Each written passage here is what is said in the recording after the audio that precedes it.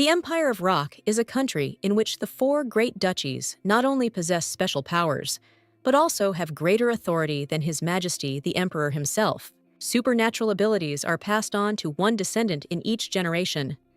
Serdia's is metamorphosis, Gerver's is insight, Rodvik's is breath, and Gebetsman's is ice power. It is precisely these abilities that increase the rank of Duke, but because of the cursed energy called that accumulated as it was used, everything is bad. The representatives of the duchy were doomed to a short, painful life.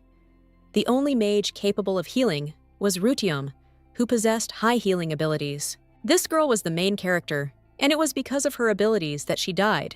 She runs down the street, hearing screams behind her, asking her to stop. The little girl almost stumbles, but hurries forward. Realizing that this can't be the end, she wasn't properly fed, but she got her strength from somewhere. Even though it was just a dream, the blonde doesn't want to live like this. This should never have happened if God does exist. The girl hopes that He will save her from the terrible and make sure that she is happy in the end. After her mother's death, her uncle sold the heroine into slavery, and the next 10 years became literally hell. She stands silently while the seller shouts about selling her cheap. Realizing that the girl has lowered her head, the brunette hits her in the face, ordering her to raise her face and smile welcomingly so that she can be sold faster. A low male voice is heard. He does not understand why the child is being so cruelly bullied, holding out his hand. The Duke asks the blonde to come with him. He will help her. That day, the little girl thought she was finally saved. She blindly believed that if she gave him her hand, the torment would end. But this was only the very beginning. The girl was named Agnes because she had no name. As he sat her down on the bed, the man asked her to close her eyes and concentrate, imagining the healing of the body. A lot of strange thoughts flash through her head. She has never done anything like this, so she doesn't understand what's what. But then inside her heart feels like it's being squeezed by pliers. Turning away, the heroine screams that nothing will work out for her, that her insides won't be able to withstand it if she waits a little longer. But the young man doesn't listen, saying that everything is fine with her. From the very beginning, the hero began to feel how this dark energy, which prevented him from breathing, was gradually leaving his body. Agnes was given the order to continue until the very end. The girl was born only for him, no matter how much she screamed. Gerver did not want to stop. There was simply no benefit in it. He kept asking for his wounds to be healed. Almost immediately, it became clear that the heroine was taken only to obtain her powers. Of course, she tried to escape, but each time it was a big mistake because she was caught. In the end, the Duke became even more cruel, although it seemed that it could be much worse. 10 years passed in torment, which dragged on terribly long, and his body became weaker and weaker. The girl hopes that God exists, and having heard her prayers, will help her survive all the bad things, taking her closer to Him and providing her with the happiness she deserves. The suffering should have ended, opening her eyes. The little girl sees the light shining from the window. Perhaps this is the afterlife, and it seems that everything is not so bad, because at least she has stopped suffering. Her hands reach forward, and her gaze freezes as soon as it focuses on her small fingers. The blonde jumps up on the bed, not understanding why she suddenly decreased in size. The door swings open, and a woman appears, clearly outraged by the fact that the child is still lying peacefully on the bed. No one cares about the death of her mother. Breakfast won't make itself, so Agnes, who usually has all the housework, will make it for her. She still can't come to her senses, not understanding what it's all about. As soon as a question that seems to be true arises, the woman becomes even more angry, and the aunt is made to understand that no one remembers the day before today, as if it had evaporated from consciousness. There is a realization in the blonde's eyes. Her mother died when she was only 7 years old, and now when they talk to her about yesterday, it feels like it's a real dream. It seems that this is reality after all, because the pain in the body before death was quite real. It was reborn before meeting with Gewer, who tormented her. Jumping out of bed, the blonde hurries to the door. She understands that it is time to run away before things get even worse. In any case, she will be sold. She cannot stay in this place. This time, the heroine does not want to die in agony, but if the Duke discovers her, this is exactly the fate that awaits her. Running around the corner, the beauty runs into someone because she did not see at all where she was running. The girl looks up and freezes, but this time from shock, standing in front of her is one of those she knew from her past life, and there is no time for jokes. An assistant comes up from behind and picks up the body in his arms. He needs to search her to see if his lordship has been robbed. He has all his things with him. He can see it anyway. The uncle, who had finally caught up with the runaway, runs up and asks her to give the child back to him because he was going to sell her tomorrow morning. But now that won't happen. The Duke doesn't want to listen to the old man, and squatting down, asks the blonde how old she is. The knight behind asks her not to be shy. Nothing will happen to her. It turned out that the girl was only 7 years old, but even so, something was wrong. The child was too thin, the skin was clinging to the bones, and she looked as if she was no older than 4 to 5 years old. Theon flashes through her mind for just a second. She is only 2 years older than her son, and apparently that man won't calm down so easily and continues to scream. Extending his hand, the young man suggests that he take her with them. Frankly, she doesn't have much of a choice. If she doesn't go with him, her uncle will sell her into slavery at the market. The future should never be repeated. So the heroine timidly asks if she will be hurt, if she asks to be treated better. Perhaps that is how it will be. The hero must have been abusing the child, making her feel bad. 2 of them were looking at him with such looks as if they were ready to incinerate him right now. The young man picks up the baby in his arms and calmly says that he will never hurt her this time. It is his oath, which is worth a lot, and he is telling the truth. The blonde also looks with slightly frightened eyes, which will fill with tears at any second. If this is the case, she agrees to go with them. It's all decided. Jed will take care of the rest, in the form of that man who remains nearby. He just starts screaming and complaining about what's happening. Placing a heavy hand on his shoulder, the brunette suggests discussing all of this with him, because in this way, perhaps they will still reach at least some understanding. The duo had already set off for the carriage. The Duke was looking at the child. She was a little funny, and in his eyes, she looked more like a big, dusty rabbit. Finally deciding to speak, the blonde finds out whether it is really the Duke in front of her. She lists only 4 families that are the most important in the empire.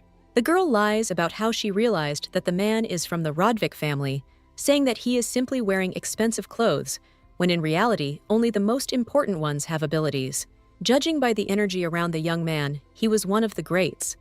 The hero noticed that despite her age, the child was very smart, although it was still unclear why she ran away. As it turned out, the young man's name was Blake, and after hearing this, the young lady froze with her mouth open. Only now did it become perfectly clear to her where exactly she had ended up. Rodvik is the most famous family of assassins in the Empire. They have the ability to control breath. There are rumors that the Duke is a cold-blooded killer. He and Gerver must be birds of a feather. The blonde quickly realized that she needed to do everything to keep him from finding out about her abilities. Her health wasn't good yet, but she needed to get back on her feet as soon as possible. She is in a very difficult situation. The morning was difficult, both physically and mentally. Her eyes are closing, and her head calmly falls onto the side wall. Blake continues to look at his interlocutor's face, thinking about how smart she is. Perhaps she will even be able to bring Theon to his senses, who has been completely lost in thought lately. I remember that day, when the girl as usual was sitting in the cage. She opened her eyes to see 2 men behind the bars. They were discussing what they could take from her, but it seemed that Gerver did not leave them anything. The Duke lost everything he could, and that was a downside, because he had to hurry and strip everything to the last thread, and that was the moment that couldn't be missed. The girl is unusual, and the men decided that they could make a fortune by selling her to someone else from a wealthier family. The girl starts coughing. She can't hold it in, and unfortunately, blood comes out. The guys immediately jump back. They are not sure whether the heroine has caught some kind of disease, because such symptoms are appearing. She may also be contagious. The blonde wishes that they would quickly start to be afraid and finally run away as far as possible, without interfering with her retreat. Her heart is simply breaking into pieces. The most terrible thing. That dream still continues that day. The lady was needed despite her suffering. Tears involuntarily flow down her cheeks. Rodvik does not understand what she had to go through. The little girl woke up and saw a beauty named Anna in front of her face. She immediately answered the question of where she was, or rather, in the estate of His Grace the Duke. The eyes moved to the sofa. The heroine accidentally stained it. She immediately jumps up and apologizes for the cause of the damage. The words slightly confuse the maid. Anna had heard that a child was almost sold into slavery in that square. But hearing something like that makes her heart clench. It's not clear what she had to endure. to at least lift her spirits a little and show that she is safe here. The lady puts her hand on her head, asking if the beauty will eat. She is probably hungry. The door closed.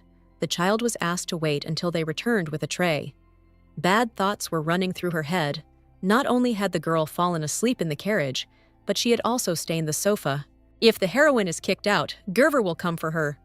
The Duke's family is not on the best terms with Rodvik, so for now you can hide in their mansion. The blonde understands perfectly well that she doesn't have many options of what she can do. She should stay in this place until she grows up, so that she can stand up for herself by the age of 14. She already needs to find a job. Someone entered the room silently. A guy with dark hair chuckled. It seemed that his father had brought some mongrel from the streets into the house again. The boy attracts attention almost immediately because it is impossible not to notice his differences. A lot of ominous energy has accumulated around his body. If the child is the heir, which is clear, it must be that same Theon. He is probably in a lot of pain, because magic is not weak, it makes you suffer. Lowering her head, the little girl turns away. It was decided to ignore it, because if they found out about rhodium's power, then all the terrible things would happen again. While they were talking, Anna walked in, already carrying a tray of fresh food. She asked the boy if he was planning to use his abilities. A look full of anger passes to the lady. She apparently decided to teach him life lessons. But she had never been his nanny, so it would be better not to interfere. Deciding that all this is not worth his magnificent attention, the young man quickly leaves. He needs to wash before eating, and the two will do that. The procedure took quite a long time, definitely more than an hour due to the condition and the amount of dirt. But then the girl was transformed into a real cutie. The brunette climbs in for a hug. It's surprising that she had to hide her beauty for so long, which was different. Her hair is wonderful, as is her skin. It's hard to accept a compliment. Before, the heroine was only called dirty and unpleasant, never considering that she had a soul. While Anna was unable to tear herself away, a male servant arrived and decided to check how things were going, with the child brought to the mansion by his master. The young man pretends to look around, wondering where the woman has gone.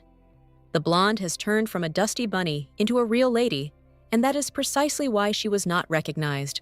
The butler of the Rodvik estate attracts everyone's attention. Clearing his throat slightly into his hand, he wants to make some important announcement. His Excellency asked him to convey something. The gentleman was interested in whether the baby had a name. If not, he simply had to come up with something new that would suit the child. The girl doesn't understand how she can answer anything. Her mother and uncle simply called her "Hey you" or "Parasite," and only at the Gerver estate did they call her Agnes. That was something new. The child does not want anything from the past life to be in this one, paving the way back. Therefore, he says that there is no name. All information will be passed on to the Duke. Most of the people in the estate bear the names Rodvik gave them, since it was he, as the owner, who suggested something like this. A new life. A new name. His Excellency gave such a gift to those who wished to forget their past, plunging into the future. If the blonde agreed they would be happy together. The girl turned out to be a real beauty, the servant said. When he arrived at the office, it would be necessary to choose a suitable name for her that would reflect her essence. The brunette also found out more about that man. Her uncle wasn't just abusing his niece, and it couldn't be left like that because the baby's future depended on it. The Duke immediately asks what he means, and the interlocutor does not know how to explain. This cannot even be called normal upbringing of children at that age. The mother gave birth to a child on the street. She had nowhere to go, so she went straight to her brother, and that's how the two of them began living with Tamber. The man was clearly unable to care for his own child, so the man took on all the responsibilities, believing that he would cope as best he could. The brunette fed the girl rather meagerly and earned money by giving the blonde to beggars, since beggars with children evoked much more sympathy than those without. Time passed. The little girl grew up, and when she became older, she was forced to do housework, the ones that she could do without problems. The neighbors said that they haven't kept a rooster for several years because they wake up every morning because of the screams from the beatings. They almost never miss a day. Anna said that the girl constantly stood there, afraid of getting the sofa even dirtier. This is due to her difficult past. She really had a very hard time. The young man nods.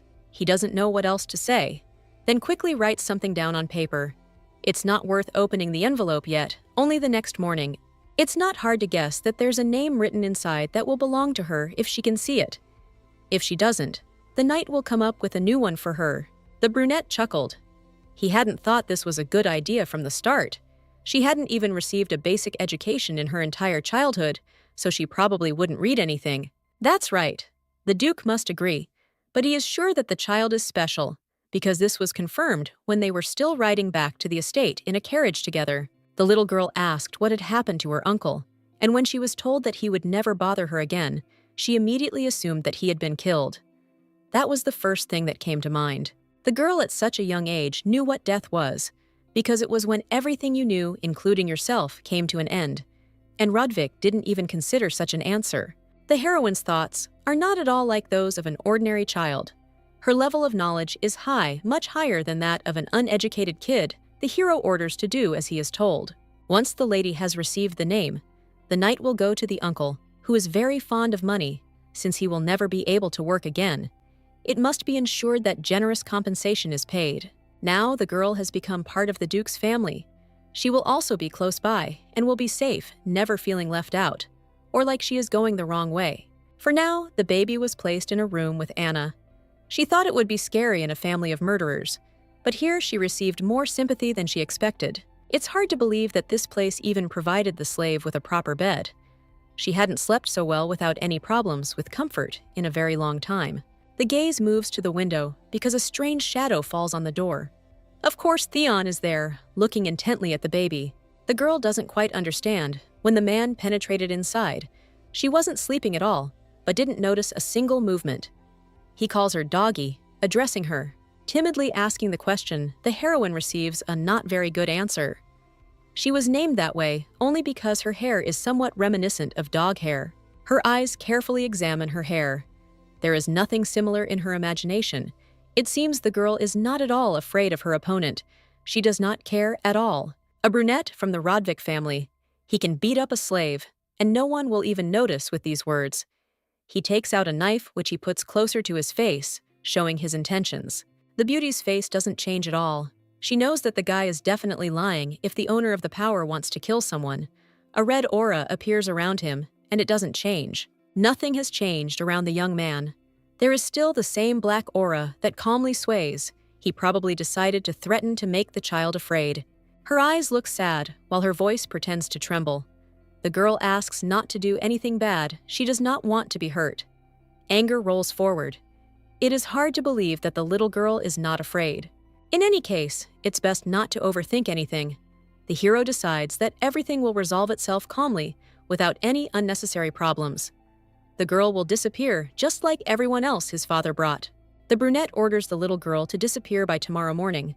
She asks why he needs this, because she sincerely does not understand, but it's all because he hates people. In her past life, the blonde knew almost nothing about other families, so she can't even imagine what kind of person he is.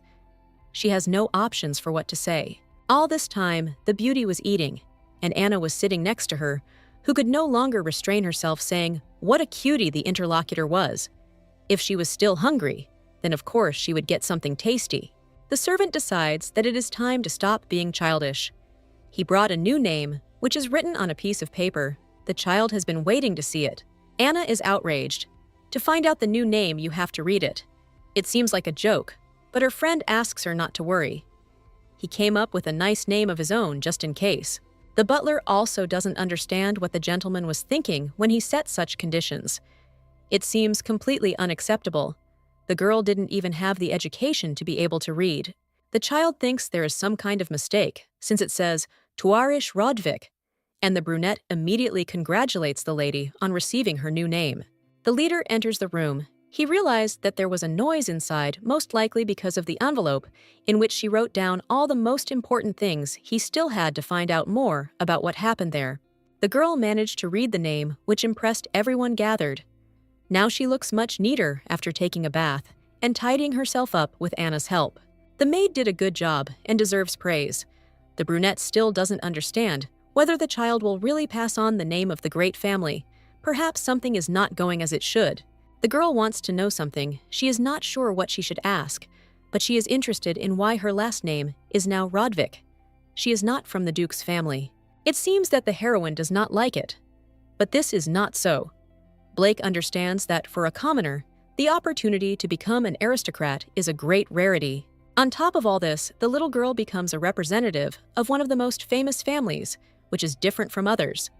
Perhaps they just want to limit her to family responsibilities, but it's more complicated. In the end, one could say that family is a great reason for submission. Many might say that since you are in a family, you are obliged to help in any way you can. There are still a lot of terrible memories inside. No matter how the uncle treated the baby, none of the neighbors cared. They passed by without turning around. Duke Gervor initially told her that she should treat him like family, that everything would be fine, and that they would always be together. But he kept putting pressure on her. Tuarish remembers being taken hostage, locked inside herself. Tuarish turned pale because she imagined Blake doing the same to her.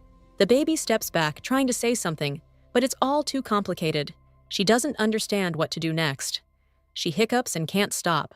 There was no way to retreat. The Duke tried to calm the child and carefully placed his hand on the top of his head, saying something and gathering strength around himself.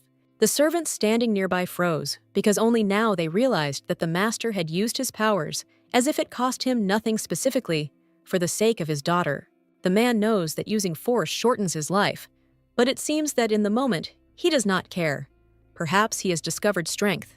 In his past life, Gervor found out everything and then changed a lot.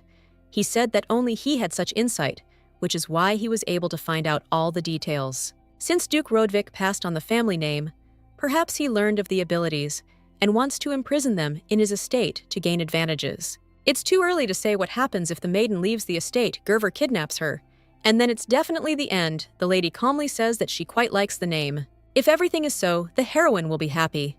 Blake carefully takes his daughter in his arms. The girl can now call the man her father. The servant still didn't understand in what sense the Duke decided to adopt the beauty. Nothing terrible would happen, but no one is immune from all sorts of rumors. The family has no problems with heirs. Theon exists, so if they suddenly adopt a commoner, others will start keeping an eye on her. The brunette pretends not to understand what is being discussed and what the consequences will be. It is better to take care of his son.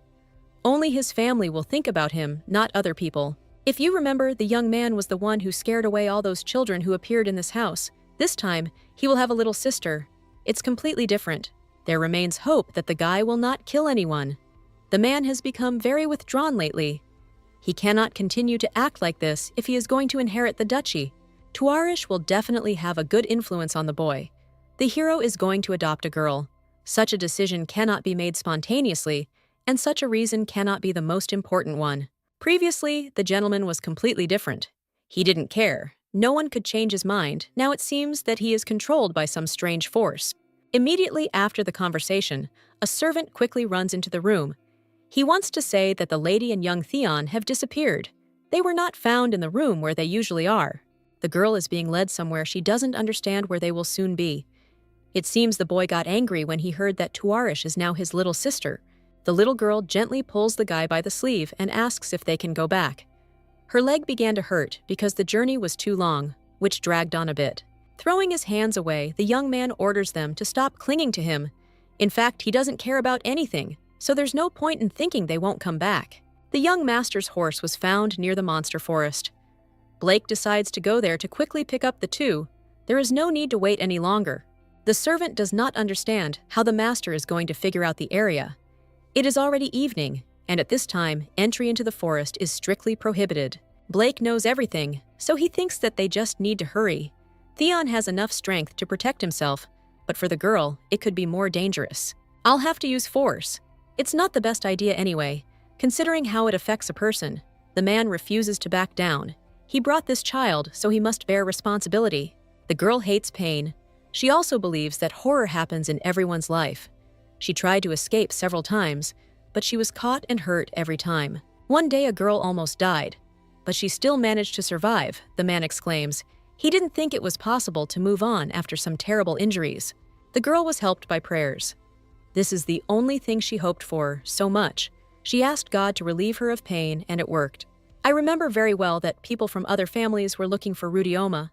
Perhaps Theon was among them too, but now it's hardly possible to say for sure. It's unrealistic. The brunette exhales calmly, but believes that this is no longer true. Everything does not seem true, and the girl did not fulfill the request, so she should be ashamed. The young man turns away. He will not answer the question so that the lady understands something. The blonde does not understand how a 9-year-old child already has such an expression on her face. It is different. The maiden wants to ask for something else. This is the second time the hero once listened to the beauty, and this time everything went quite well. Her hand reaches for the guy's hair. He simply asks her to leave him alone, but the little girl smiles. She couldn't help but notice that the atmosphere in the air has become much better. The brother calmly replies that he brought his sister into the forest to feed her to the creatures that live there. There was silence, and a second later, the girl grabbed his hair, screaming and asking why. The hands move back, and the heroine already wants to apologize, but she understands that there is no point in this. It was the man who tried to feed her to the monsters, so everything is fine. Now the body is shaking a little with horror. It looks like they brought her here and tried to kill her, because she was given the surname Rodvik, which was not hers. The guy lowers his head. He didn't actually intend to give the maiden's body to the beasts. He just wanted to scare her a little. It's too late, the heroine starts crying. She doesn't understand what she did. The little girl wanted a quiet life. She wanted everything to end well. But no, even in this life, everything goes downhill, continuing to cry. She says that she didn't know that she would become part of the family. Even if the brother hadn't intended to kick the blonde out, she would have left in a couple of years. The guy is trying to calm her down. He's sorry for everything he said. Behind them, they hear some rustling sounds that make them feel uneasy. They were not mistaken, because behind them, a tree is moving. Only now, the duo realized that evening had come. It was too late, the forest would soon close. The animals gradually begin to emerge. The snake and the wolf were the first to emerge from the depths. The man asks to control himself, and on the count of 3, run as far as possible. The two of them rush forward, trying to escape as quickly as possible. But there are too many obstacles in their way, forcing them to stop and scream. The hand reaches forward. The brunette wanted to use his powers, but realized too late that they seemed to have dried up. He was no longer okay. The end awaited them. The young man answers the question calmly. If the monsters which have not yet shown themselves come again, it would be better to leave him alone and run away. The baby could hold out until morning, and then crawl out. Nothing would happen if he opened his eyes, and she would still be there, definitely having a hand in the murder. Something strange is starting to happen. My nerves are running low, but it's not clear what to do. There's too much energy around my body, because the boy used a lot of his power. It's clear that the girl can't abandon her friend. They must hold out together until the morning. There's only one thing she can do calmly to make it to the end. The beauty will be able to use her rudium ability to heal the hero, but a choice has to be made. If the blonde does this, everyone will find out about her powers, and the horror will happen again. The boy lies on his sister's lap and tries to breathe. Initially, the girl was supposed to die in the estate of Duke Gerver, but the story has long since changed. The new family still seems like just a dream that has come. If she is locked in the basement again, after changing her mind, it will not be so simple. The girl is too unaccustomed to having a father and brother, as well as new acquaintances in the form of servants. Family is quite enough for her, but fear remains in her mind, not allowing her to breathe. The little girl had just decided what she was going to do. She would save her brother at any cost. It hadn't been long, but she would be forever grateful. Rudium stretches his hand with force, and then he hears someone's quiet voice.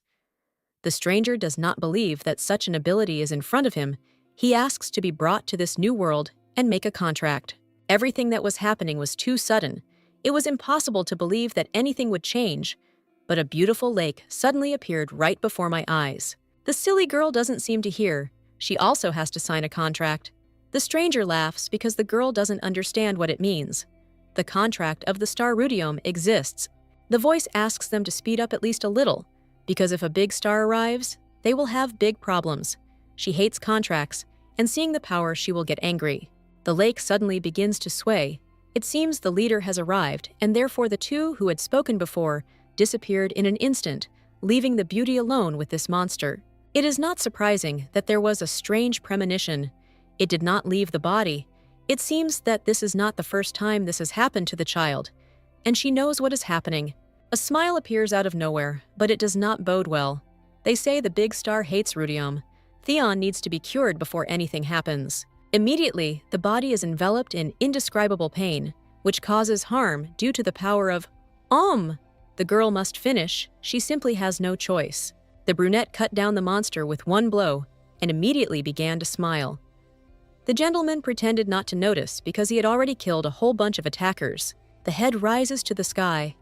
It became clear that the full moon has risen, which means there will only be more monsters, and it will be more difficult to hide from them. The man understands that this will most likely not happen, but no one can deny that Theon can abandon the child because he was against the girl. Blake brushes it off. His son may not like people, but he's not a tough boy, and knows full well that the forest becomes much more dangerous during the full moon. The young man also thinks so, but he can't get the unnecessary thoughts out of his head. Anna heard the young gentleman calling his sister names, so it became clear that he still resists. Rodwick's strength is that he can control his breathing, so the guy is very sensitive, which is understandable, so it's no wonder he is the most capable in the family.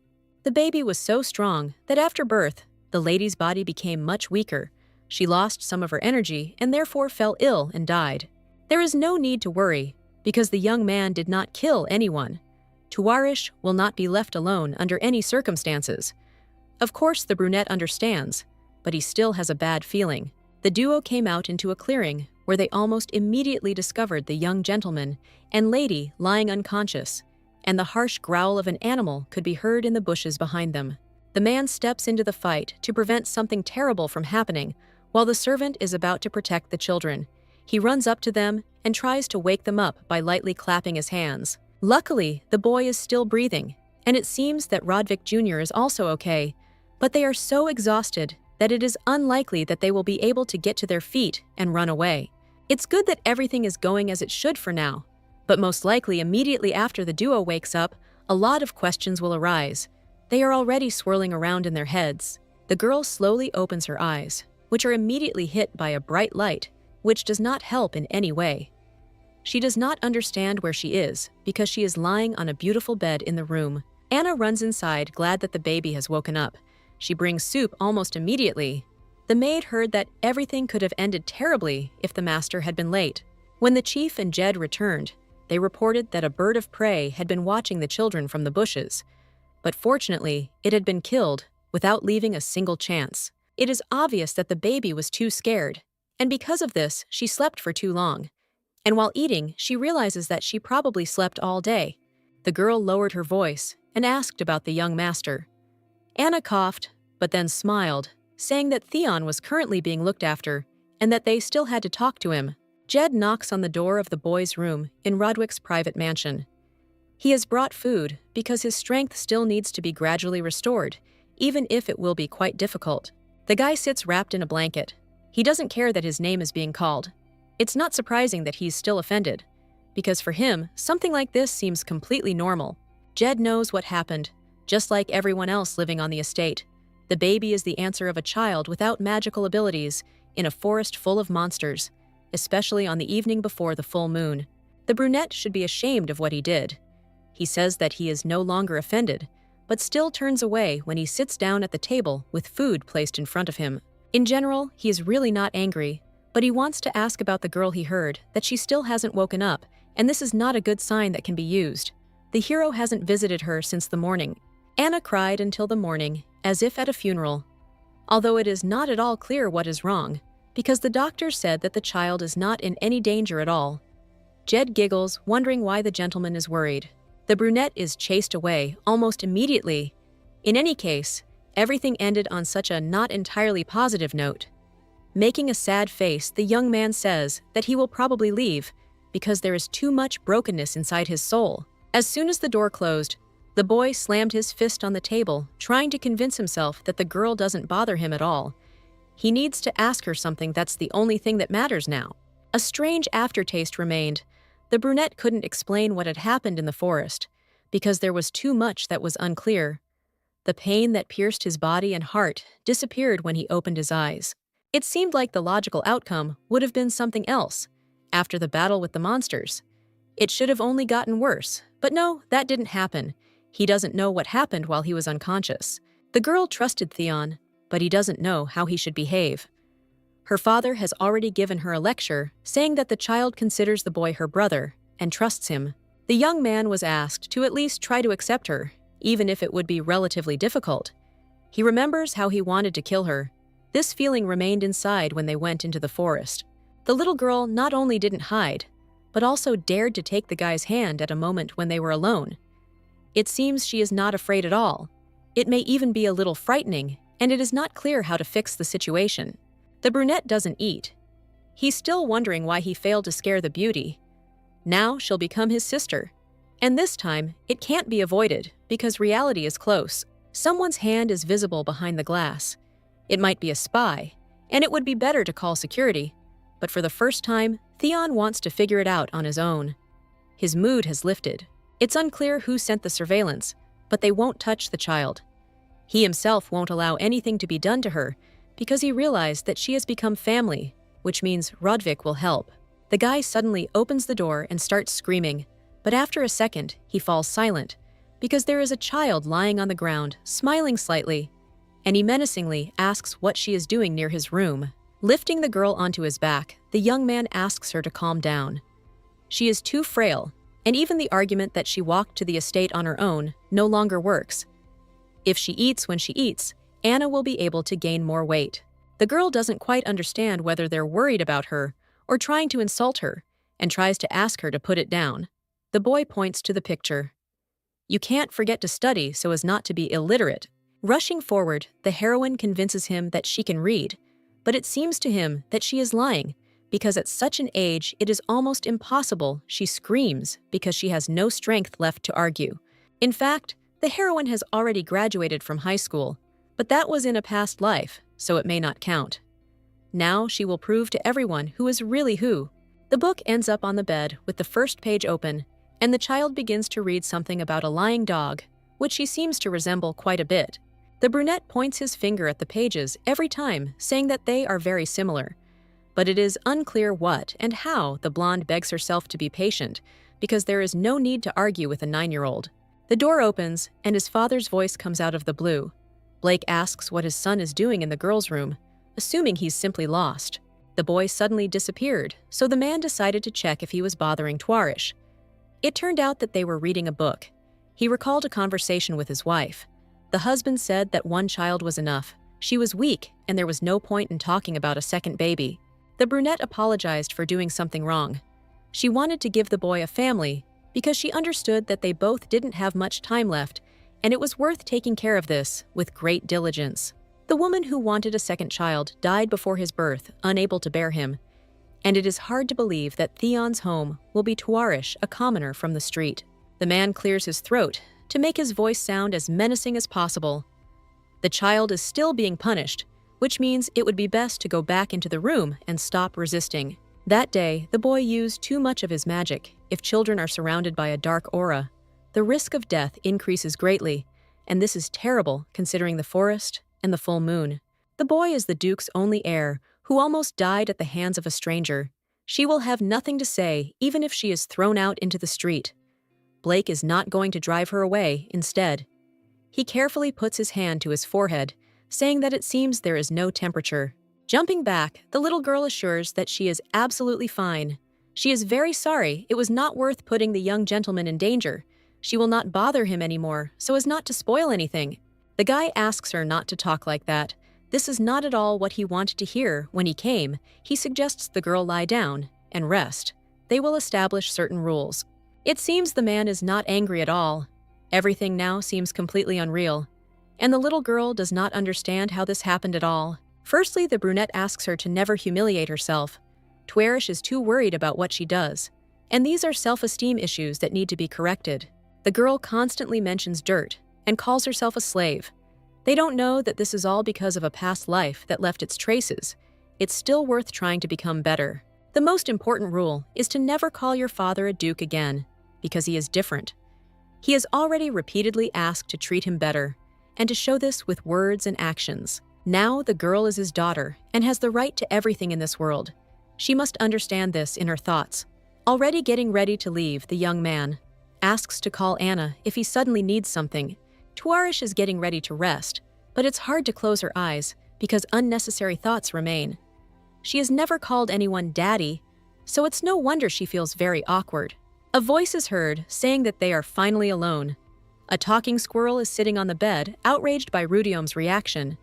It seems that her voice has already been forgotten. They met near the lake when they were in the forest. With those monsters, the little girl understands that she saw something white.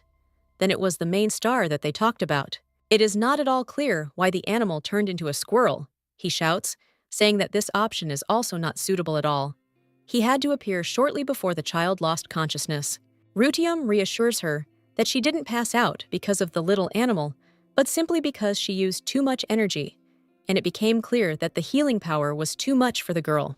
Squirrel accepts the question about knowledge and smiles. Her body has existed since the very beginning of the emergence of powers, which were then distributed to other people.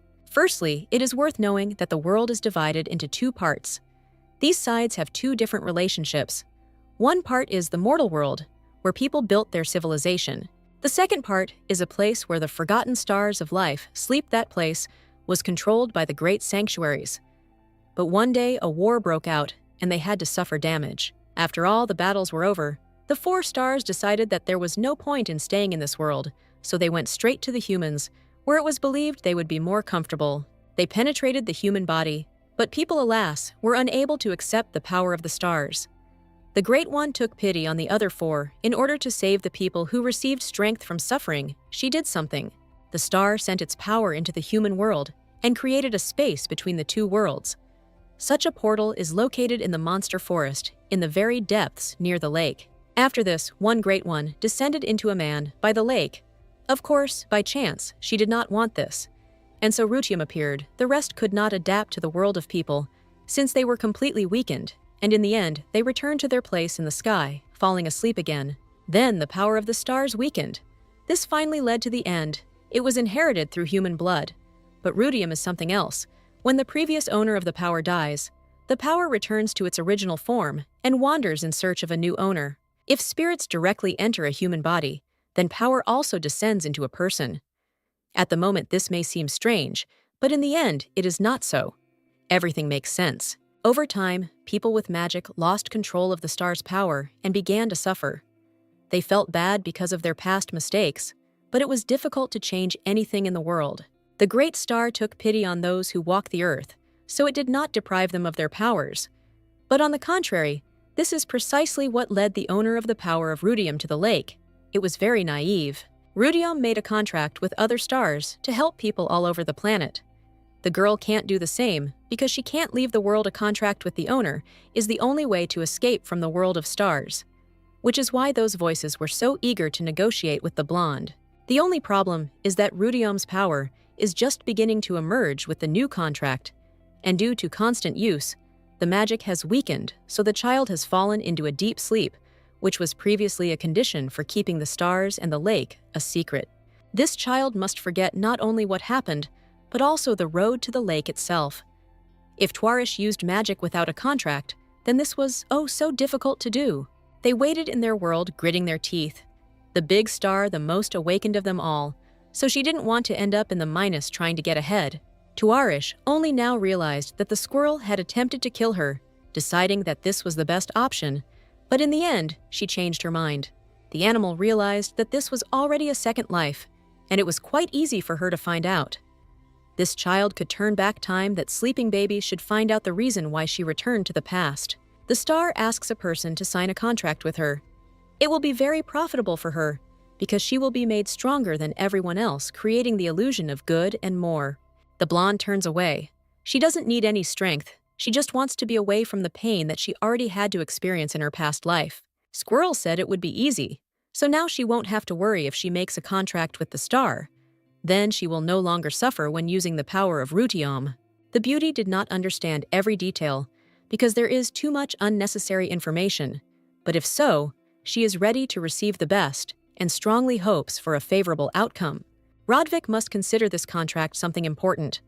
One of the great 6 gods came down to her to make a contract and be by her side. This is always the best. Python says something slowly, trying to pronounce each word more clearly. Her name is already known. The star contract will be signed in a second. There is a blinding light ahead and around. Tuarish, after a while, when everything was over, went to her father's office. She timidly lowered her head and said that she wanted to ask for something. It would be important. The girl is clearly embarrassed to ask for help. Perhaps she wants her father to read a book, but it is too difficult to understand. Deep down, the man envied Theon because he had a good opportunity. The guy exhales and calmly asks what the lady wants. She wants to take the squirrel that sits on her head. The animal is small, so it won't eat much, and especially it's too cute. It's not about the book. The Duke's expression quickly changes. Turish sees it differently. It seems the man is unhappy as expected. The slave can't even have a pet. A sad look falls to the floor. The little girl is about to leave. When she hears that she can take the animal, her eyes instantly light up with joy and a drop of disbelief. Virgo is now Blake's daughter, so she doesn't have to worry about such little things. Next time, don't worry so much before approaching and asking something. Jumping up and down, the lady sincerely thanks him and smiles. Noticing his expression again, she immediately apologizes for somehow disturbing him. Tuarish had already managed to escape without even agreeing with her father about where the squirrel should live. The brunette doesn't know how to make the animal comfortable, quietly, hoping that the greenhouse will be enough. Theon met a boy who made him frown even more. Standing before him was Robenhof Gibbetsman, with a chilling ability that only his family possessed. The brunette pretends to say that he heard that guests had arrived at the estate and was glad to see them, although in reality it was clear that he was feeling bad. He really didn't want this meeting. The boy followed his father. A hunting festival was about to take place in which 4 main families with abilities were to take part. An amusing rumor had already reached us that the young man had a relative without a title. This was completely wrong. Theon turned away, saddened by his acquaintance's remark. Jed has repeatedly said that there can be nothing more noble than helping a girl. Tuarish is going out into the world for the first time, and she needs to find clothes and shoes. The servant laughed, saying that he could always take the place of the boy and become a good older brother, since the young master was unable to go with his sister. Then the boy became very angry. He did not understand why his father allowed what was happening, and he had too many questions swarming in his head. Now it dawned on the young man that it was all because of Gibbetsman. Now everyone was only talking about the girl. The Duke's family was generally very concerned about its good reputation. The little girl might get into trouble, and she needs to be protected from that. The young man asks her not to dream about meeting him because he has long since sent the girl away. Robinhalf doesn't look impressed. Even if sometimes you can kick out someone unnecessary, the Duke will bring everyone back. Considering that this time Rodwick carried out the adoption scheme, you could say that the brunette became the older brother, and no one even gave him the right to choose. It was something strange. No matter what nonsense Jed spouted, Tuarish would only call Theon that. The boy's imagination already formed a picture, and he began to giggle maliciously. Gibbetsman moved away a little and quietly asked if everything was okay with his friend. Anna brought the lady to one of the nicest boutiques. The woman who met them immediately began to admire how beautiful the girl was, and the fact that she was brought to her. The blonde quietly calls for the maid. All this fuss makes her head spin. Her identity was supposed to remain a strict secret, but something went completely wrong as originally planned. Of course you can't show the child to other people, but the lady from the boutique is also part of the Rodvik family, so there's no need to worry too much. The woman had already said that the new name was a gift from the Duke. Many people in the duchy wanted to hide their past, and Blake gave people like her a new name and a new life. Trapette smiles as she says the boutique helped her open Rodvik. She just dreamed of this day, and of course when it came, everything turned out much better. The woman couldn't wait to create a beautiful, wonderful dress for the sweet lady that would look like something sophisticated. Once upon a time, a lady visited the shop and said that if she gave birth to a daughter, the baby's first dress would be from this place, which seemed like a wonderful choice to hers. That person must have been Theon's mother, who died 7 years ago. It seems that every detail of the image and the look in those very eyes are still preserved in my head. The lady must have been a good person, but it all ended sadly. The squirrel says something only Rutiam, who signed a contract with her, can hear it. They are going to transform Tuarish, doing everything as it should be. The hair is already like an addition to the image, but they will manage to choose a dress that will make people around them open their mouths. Everyone was waiting for the moment when Madame Trapet's masterpiece for the girl was completed. She went into the dressing room to try on the dress, and then timidly came out into the world. As soon as everyone gathered, sees the beauty, their mouths truly open, the woman screams about the incredible and perfect thing that she has probably never seen before. The muse has come to make you smile, but you shouldn't stop at just one outfit, because she has many more options to try on. Anna takes a stack of beautiful clothes. They will choose the best of them and send them to the palace so that they don't have to drag them around with them. This way, life will be much easier for everyone. The girl sank down onto the sofa and lowered her head. She was already starting to get bored. Jed asks if the little girl is tired. Sometimes it's too hard to stop the maid. She's already seen those sparkling eyes. The beauty cannot stop, just like the saleswoman. The blonde does not want to say anything against. She is happy that she is receiving kind words in her direction, perhaps for the first time in her life. The conversation turns to the young gentleman. It seems they have already become friends after reading. They still haven't seen each other, so the question is difficult. It turns out that the boy is currently being punished. The little girl doesn't understand why her brother hates people so much. The knight wonders how this happened, because it's not true after all. You can't forget something like that. He himself told the truth. The brunette chuckled. Firstly, the young man really doesn't like people. But it's not that he doesn't like his sister specifically. This applies to absolutely everyone. Perhaps it's the smell. If you remember, he asks the girl to wash herself. The young man is the most talented person in the duchy. He is very sensitive to smells and tastes. The girl didn't think it smelled so bad. Of course, in the past, the maids had always insulted her, but she wanted to believe that this was not so, and that it was the problem of those people. There was a loud sound, and then Anna ran through the door with traces of blood that soaked her clothes, and again these birds dispersed, causing problems. The girl notices the stains, but she is assured that the maid is fine. When she was little, she also did similar things, and no one is surprised by anything anymore. The problem is that Trapette has been kidnapped, and it's not clear what to do next. There aren't many options. She could have been kidnapped by Duke Serdia's henchmen. The squirrel is growing together. Why would this family need this? The saleswoman, or rather the assistant, says that it is true. This time, the Duke has another matter called fur coat. She bows her head, asking for forgiveness. The girl thinks she remembers that Serdia's ability is to transform into animals, namely wolves. It must be somehow connected. Wolves are now associated only with the new family. Python laughs, saying that people have extremely low self-esteem, but falls silent because she sensed the aura of another star. One of the 4 great ones is nearby. Rather, you need to go forward along the street, so as not to lose your way. The tracks are still fresh. This will help. The blonde doesn't understand how they got out of the dream without permission. But it seems that this is not the main thing. Python did something. She controls the human mind. Now the beauty is like a stone on the side of the road. If she disappears, the servants will not notice anything. They are talking about something, mentioning that they need to take the lady back to the estate. They need to quickly find the 4th star. The duo takes off and runs forward along the street. Looking at every shop, the aura is a little lost in the crowd. Now it will be more difficult. Python tries not to show his emotions, but it's even more difficult. Others cannot be awakened. This is rule number 1, and if something happens, it's most likely the end.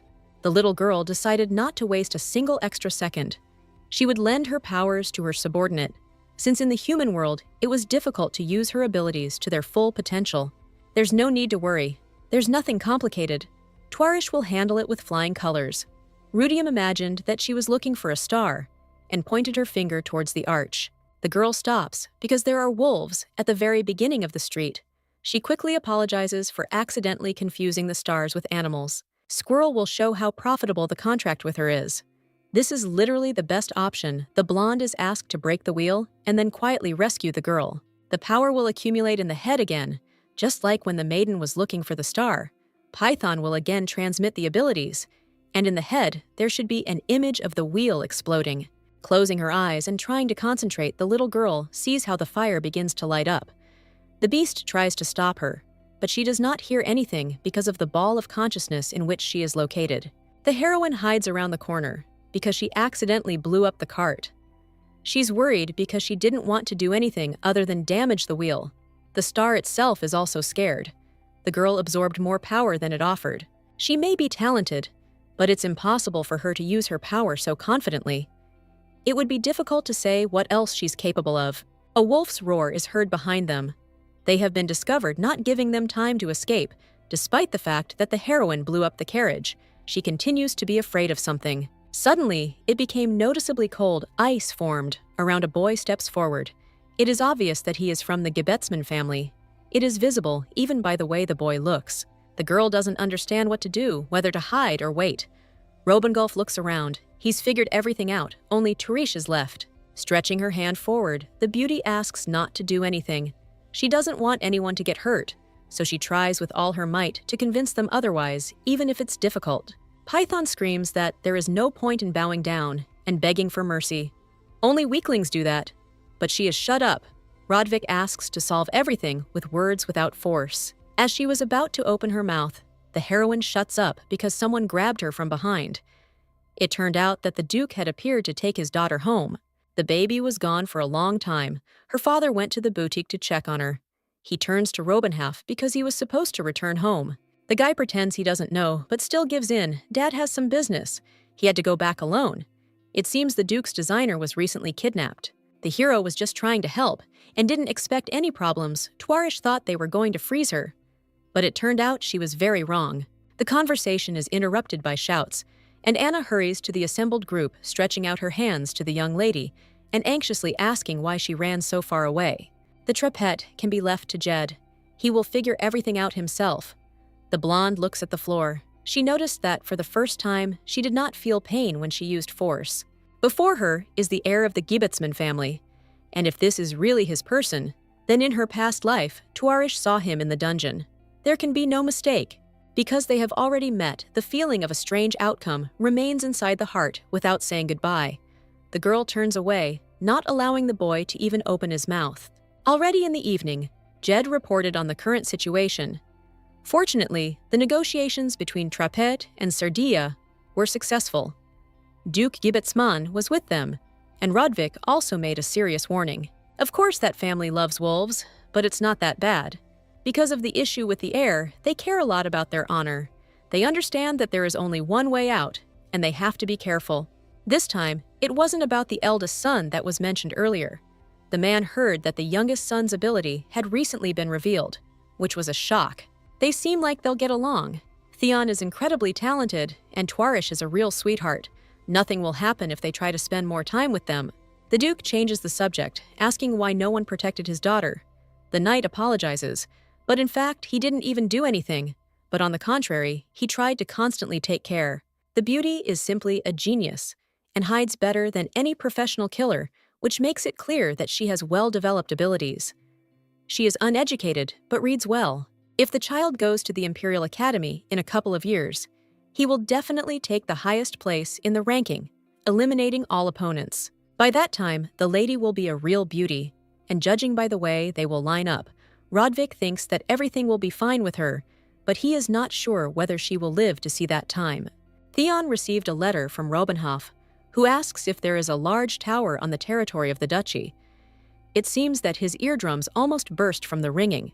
Each time the new message is even more stupid than the previous one. Last time, the guy said that he found a puppy near the boutique.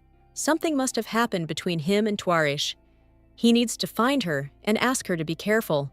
The young man meets the dog in the hallway and is about to say something, but she covers her mouth with her hands and quickly runs off into the distance. She has no intention of staying close. The girl thought that her brother had already left, but in the end, he came out from around the corner and did not let the heroine leave because he began to ask why she was avoiding him so much, still trying not to open her mouth too much. The beauty says that it has already been put into her head that she stinks. The young man leans closer because he does not hear anything at all. Jed told the lady that her brother was sensitive to smells, and he himself said that she constantly stunk. Now she was afraid that she was hated for this very reason. The hero asks when he ever said such a thing, but soon realizes that it is true. A lot was done in the past. She really did not smell as she should, but that was before. If you think about it, Theon can't say why the girl has stopped smelling. Nothing comes from her, and this even makes him a little wary. It's not clear where this is leading. All living creatures have their own smell. Of course, it is not as disgusting as some people think, but it is so elusive that no one can hear the notes of the people around them. The man hates bad breath, and everyone around him always holds their breath when he passes by. He doesn't like those who walk by and feel sorry for him, and not the best rumors are spreading around. After his mother's death, everyone started to treat the boy too carefully, and this also irritates him greatly. He still remembers how he cried, hoping that he could save her. The people around were weak. His mother had died due to pregnancy. Theon thought that he would not let anyone else near him because the event had left dark marks on his heart. The child nearby is too strange, there is no smell, and her presence does not even irritate. If this continues, it will not end in the best light. The young man freezes, but then hits the girl on the forehead, doing it a little lightly. Jumping back, the little girl quietly asks what she did to deserve this, and grabs her head with her hands. According to her brother, she looked so stupid that her hands started itching. Turning around to leave, the young man finally asks her not to worry so much. The lady will never grow up anyway, and there is no point in behaving like this. A smile appears on his face almost imperceptibly, causing the young man to blush. In fact, having a younger sister isn't so bad. They'll most likely be able to get along together peacefully. The next morning, the girl had her first etiquette lesson. She opens the book, but immediately hears Python's voice, who does not understand why all this needs to be learned. The servant had already said that if a member of the Rodvik family started eating with their feet, no one would say anything because everyone respected the Duke and wanted to live a happy long life. The girl disagrees because she knows when she will leave the estate and understands the importance of preparing for this event. The squirrel has seen different people, but believes that the owner is unique. The little girl has the monstrous power to draw upon the powers of the stars and use them at her own discretion, adjusting the effect. Despite everything, she does not want to reveal the fact that she has rudium. The animal asks to stop with all this and finally listen to him, because there is definitely something to say. The heroine has a chance to never feel any pain again. If people find out about the beauty's power, she will become popular and rich. But the little girl refuses. Freedom is more important to her, and she has no plans to exchange it for anything else. Remembering the past is especially painful for the girl. If she reveals her power, she will actually get a lot of problems. Python doesn't know this, because she was never in her place. Humans are primitive creatures. They will try to take over the child's abilities and do everything to make her life worthless so that this never happens. The Duke decided to attend the class. The guy went inside the room because when he passed by, he heard his daughter's voice. It's never too late to check what she's doing. The man says that everything is fine, but a dark aura is thickening around him. He himself realized that his condition is worsening after the last time he used his power. The little girl turns to Python, asking how long the boy has left to live. It's impossible to say exactly, perhaps about 2 or 3 years, but no more than that. He has a rather weak body. He was just unlucky enough to be born like that. Tuarish distracts the conversation with his words about how Madame Michel values persistence in studies, and that at this rate, the beauty will go very far and reach the heights. I want to say something, but my mouth just won't open. The most important thing is rest, and of course, healthy sleep. The young man wishes me a good day and productive studies. The Duke truly considers the heroine his daughter. They will never become family, but I would like him to feel at least a little of this love. Blake will be saved. Jed noticed that the young gentleman had been very quiet lately, although he had previously gone on hunger strike or shouted at every little thing, causing everyone around him to worry. It can already be said that Tuarish has had a positive influence on the boy. Apparently, the boy feels responsible as an older brother and tries to behave appropriately. The topic gradually changes.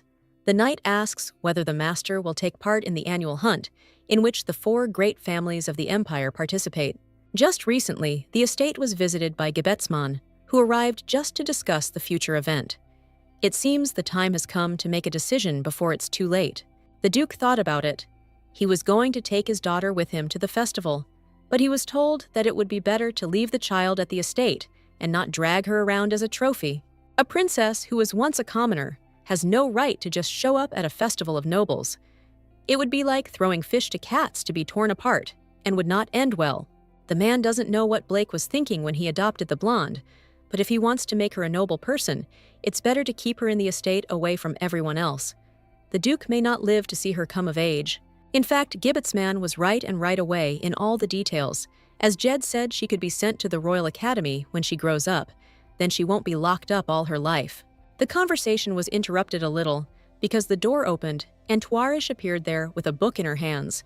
She asked to read a book to her because it is the best thing before bed. Of course, the Duke agrees. He almost immediately orders Jed to get back to work. The guy chuckles. He also wanted to enjoy family time, but it seems no one is inviting him. As soon as the door closed, The young man picked up the beauty in his arms and smiled. The idol could not be disturbed, considering that the father wanted to be the one to put his daughter to bed. Half an hour later, it was all over.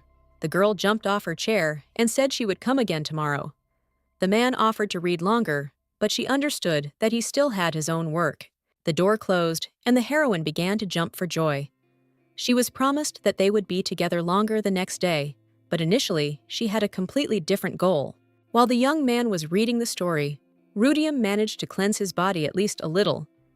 If he continued in this spirit, Dad would recover very soon. He would definitely get better. As she turns the corner, the heroine almost jumps up in fright because her brother is there frowning and asking why she is so happy. The girl asked her father to read. He is a busy man, and it was not worth distracting him, even if in the end she did so anyway. Theon claims that he reads us much better. Last time he did not do so badly. The blonde reminds him that his brother was almost always wrong, but he brushes it off, saying that if the Duchess loves books so much, she should follow her to a wonderful place. The librarian greeted the children at the entrance and smiled welcomingly. If they had any questions, they could ask them to get answers and sort things out faster. The little girl quietly says, "Hello," in response, trying not to stutter at all. Although it seems almost impossible, the Duke asks to show his sister children's publications, and he himself goes to study. The girl thought that he would read with her, but it seems she was mistaken. The guy probably wants to be nearby, but the heir has many activities that cannot be missed. It's strange that the hero said that his father was busy, although he himself doesn't have a free minute. Despite his activities, the hero doesn't allow the girl to get bored even for a minute. The librarian offers to show the premises.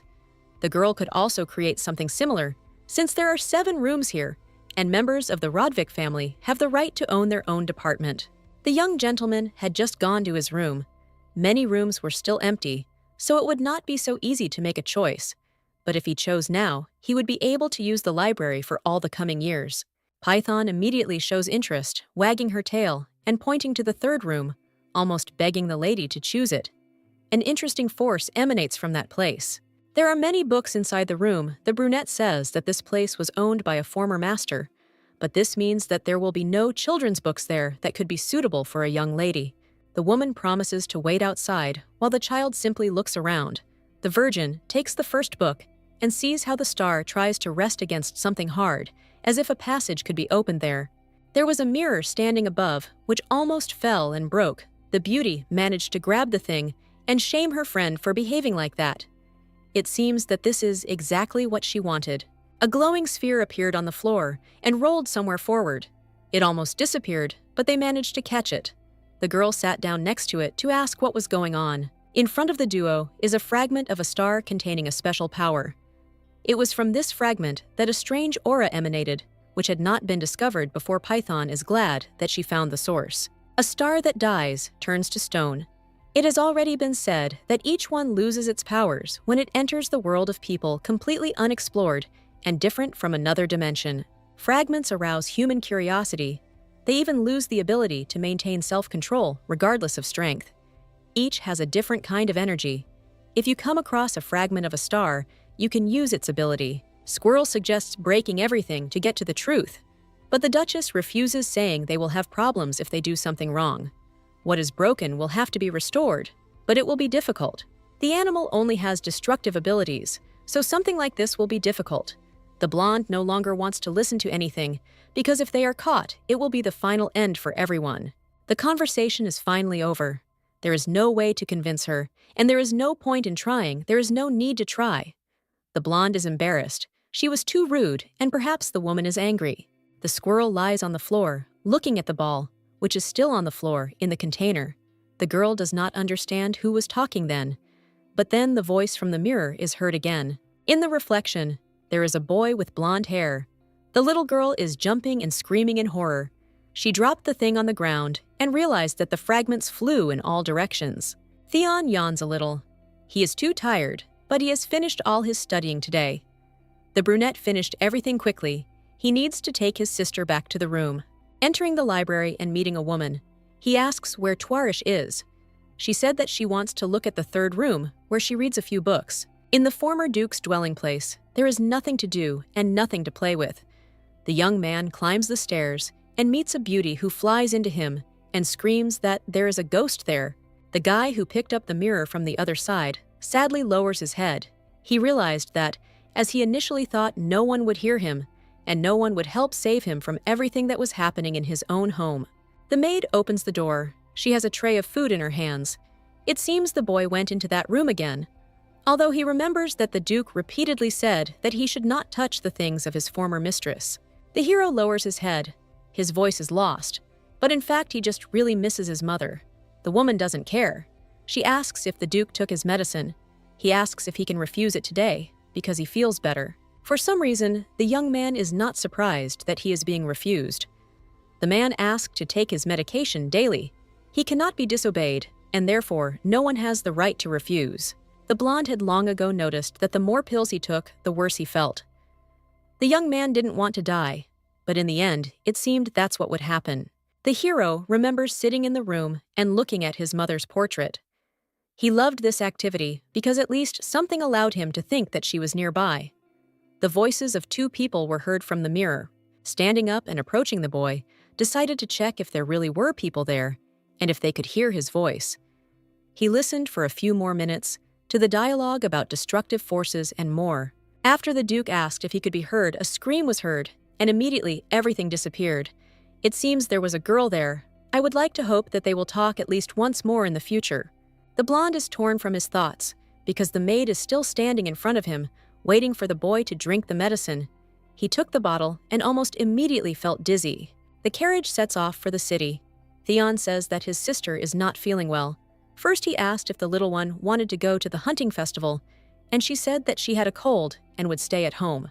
The maiden only started behaving this way when she found out that the royal family would be there. The Duke still had no intention of taking the child with him, so as not to do her a disservice. After the commoner was brought home, Theon changed a little. It seems he really liked her. She is better than the others, because before that, everyone did nothing but whine. His health also improved. The boy speaks like an adult. He has changed and now behaves differently. Tuarish has changed the family a lot, for which we can only be grateful. Gibbet's man was the first to meet Rodvik near the tents. It seems the Duke listened and decided not to take the child with him, because her safety came first. The young man has nothing to do with it, but everyone around is interested in where his adopted daughter is. The blonde heard that his friend is aiming for the throne because he wants to get more attention, and that is precisely the reason he takes new children. Condemnation is inevitable in any case. It is too difficult given all the problems in society. Inheritance no longer has such great significance. The only thing that is important is that children are understood and recognized. Gibbet's man smiles, saying that he sees a caring father in front of him, but in fact he's not the only one with problems in the family. Serdaya also didn't take his son with him, leaving him on the estate. It is already known that the elder brother's strength restrains the younger one, that he inherited the family's abilities. This is the right direction, but hardly anyone will believe that the younger one got sick. Gerver also decided to leave the child at home, without arguing this in public, and pretending that it didn't mean anything. Gibbetsman also heard about this news when he arrived at the scene. The boy's abilities were revealed a couple of years ago. It's strange that he wasn't included in the official meeting. The man constantly acts strangely, so there aren't many questions. Recently, a strange rumor has been circulating, which is even worse than all the others. The Duke often goes to the slave market and walks there for hours, as if he is trying to find someone and cannot find anyone. Every day, the young man uses his powers. The Eye of Wisdom helps him see the truth, but no one knows who he is looking for. Before this, they said that he does not often use his abilities in order to live longer. One of the families found out that Gerver was looking for Rudiam. The Duke frowned. He knew that there was not a single representative of power left. Gibbet's man also thought so, but their friend had a slightly different opinion. The man points forward. He noticed that there was a crowd of people there, and the brunette himself grabbed someone by the hand. It seems that that person is Theon, who is trying to run away, but they won't let him go. The screams are too loud. The guy is outraged by the fact that the boy has something with energy. He must have found it. It's impossible to believe that he wasn't even looking for anything. The words sound more like nonsense. Blake appeared behind him, asking in an angry voice what the Duke was doing. 3 years ago, he had warned him not to touch his son. The brunette noticed too late that the energy around the enemy had not disappeared. It was only the baby. The conversation was interrupted because a man on a horse appeared. He asks what happened. The magnificent event that was planned to unite the dukes was almost destroyed. As he drives forward, the hero reminds everyone of his desire to spend everything in peace and quiet. Because of what happened, he removes the Rodvik and Gerver families from participating in the hunt. This would be the best option. The squirrel is lying unconscious on the bed. A cold cloth was applied to its head to bring down the temperature. Jed asks the animal to come to its senses so that the lady does not worry even more. The baby jumped up on the bed and started jumping. It seems she didn't like the nickname, but this only shows how smart she is until she's given a name. She will remain a nut. It's clear from Python's face that she wants a new name. The star asked not to reveal her name, and also said that she knows the location of the person, and that if she says the name, if everyone finds out, there will be problems. There are too many thoughts in my head. It's not clear which option to choose, but leaving the nut is definitely not worth it. It will not end well. The two liked the pecan option the most. Animals like this have a slight fever, so there's no need to worry. Jed asks to call him if anything happens. For now, he has his own things to do. Python is also lying on the bed without any feelings. It is too difficult for her to move. She has no temperature, but the animal has been in the human world too long to feel better. To improve her condition, she will have to return to the monster forest. After a while, they were there. The animal lies on the ground and breathes in the air. After everything she has experienced, she finally feels alive. The star said that she would feel better as soon as she exhaled the forest air. It seemed that the aura near the lake was more favorable. Python dived into the water to swim a little. In 10 minutes, they would return back to the castle. Thanks to the beauty's abilities, no one noticed that they were missing, but it is unclear what awaits them next. They will have to move forward to the victorious end and return. The girl was distracted from her conversation with her friend because she noticed an animal lying on the ground, its body enveloped in Om energy, which was gradually thickening. The creature is seriously injured. The squirrel can help, but says that there is no point in this. If there is an open wound on the body, even cleansing by force will not help, and it will simply die. The blonde doesn't want to listen to anything. She understands what this pain in the body is, and therefore she cannot just leave the fox on the ground. She kneels down to hug the animal. Jed woke up at 4 a.m. because the owner was not at the estate. He had to go out to watch the crabs because there was no one to patrol the area.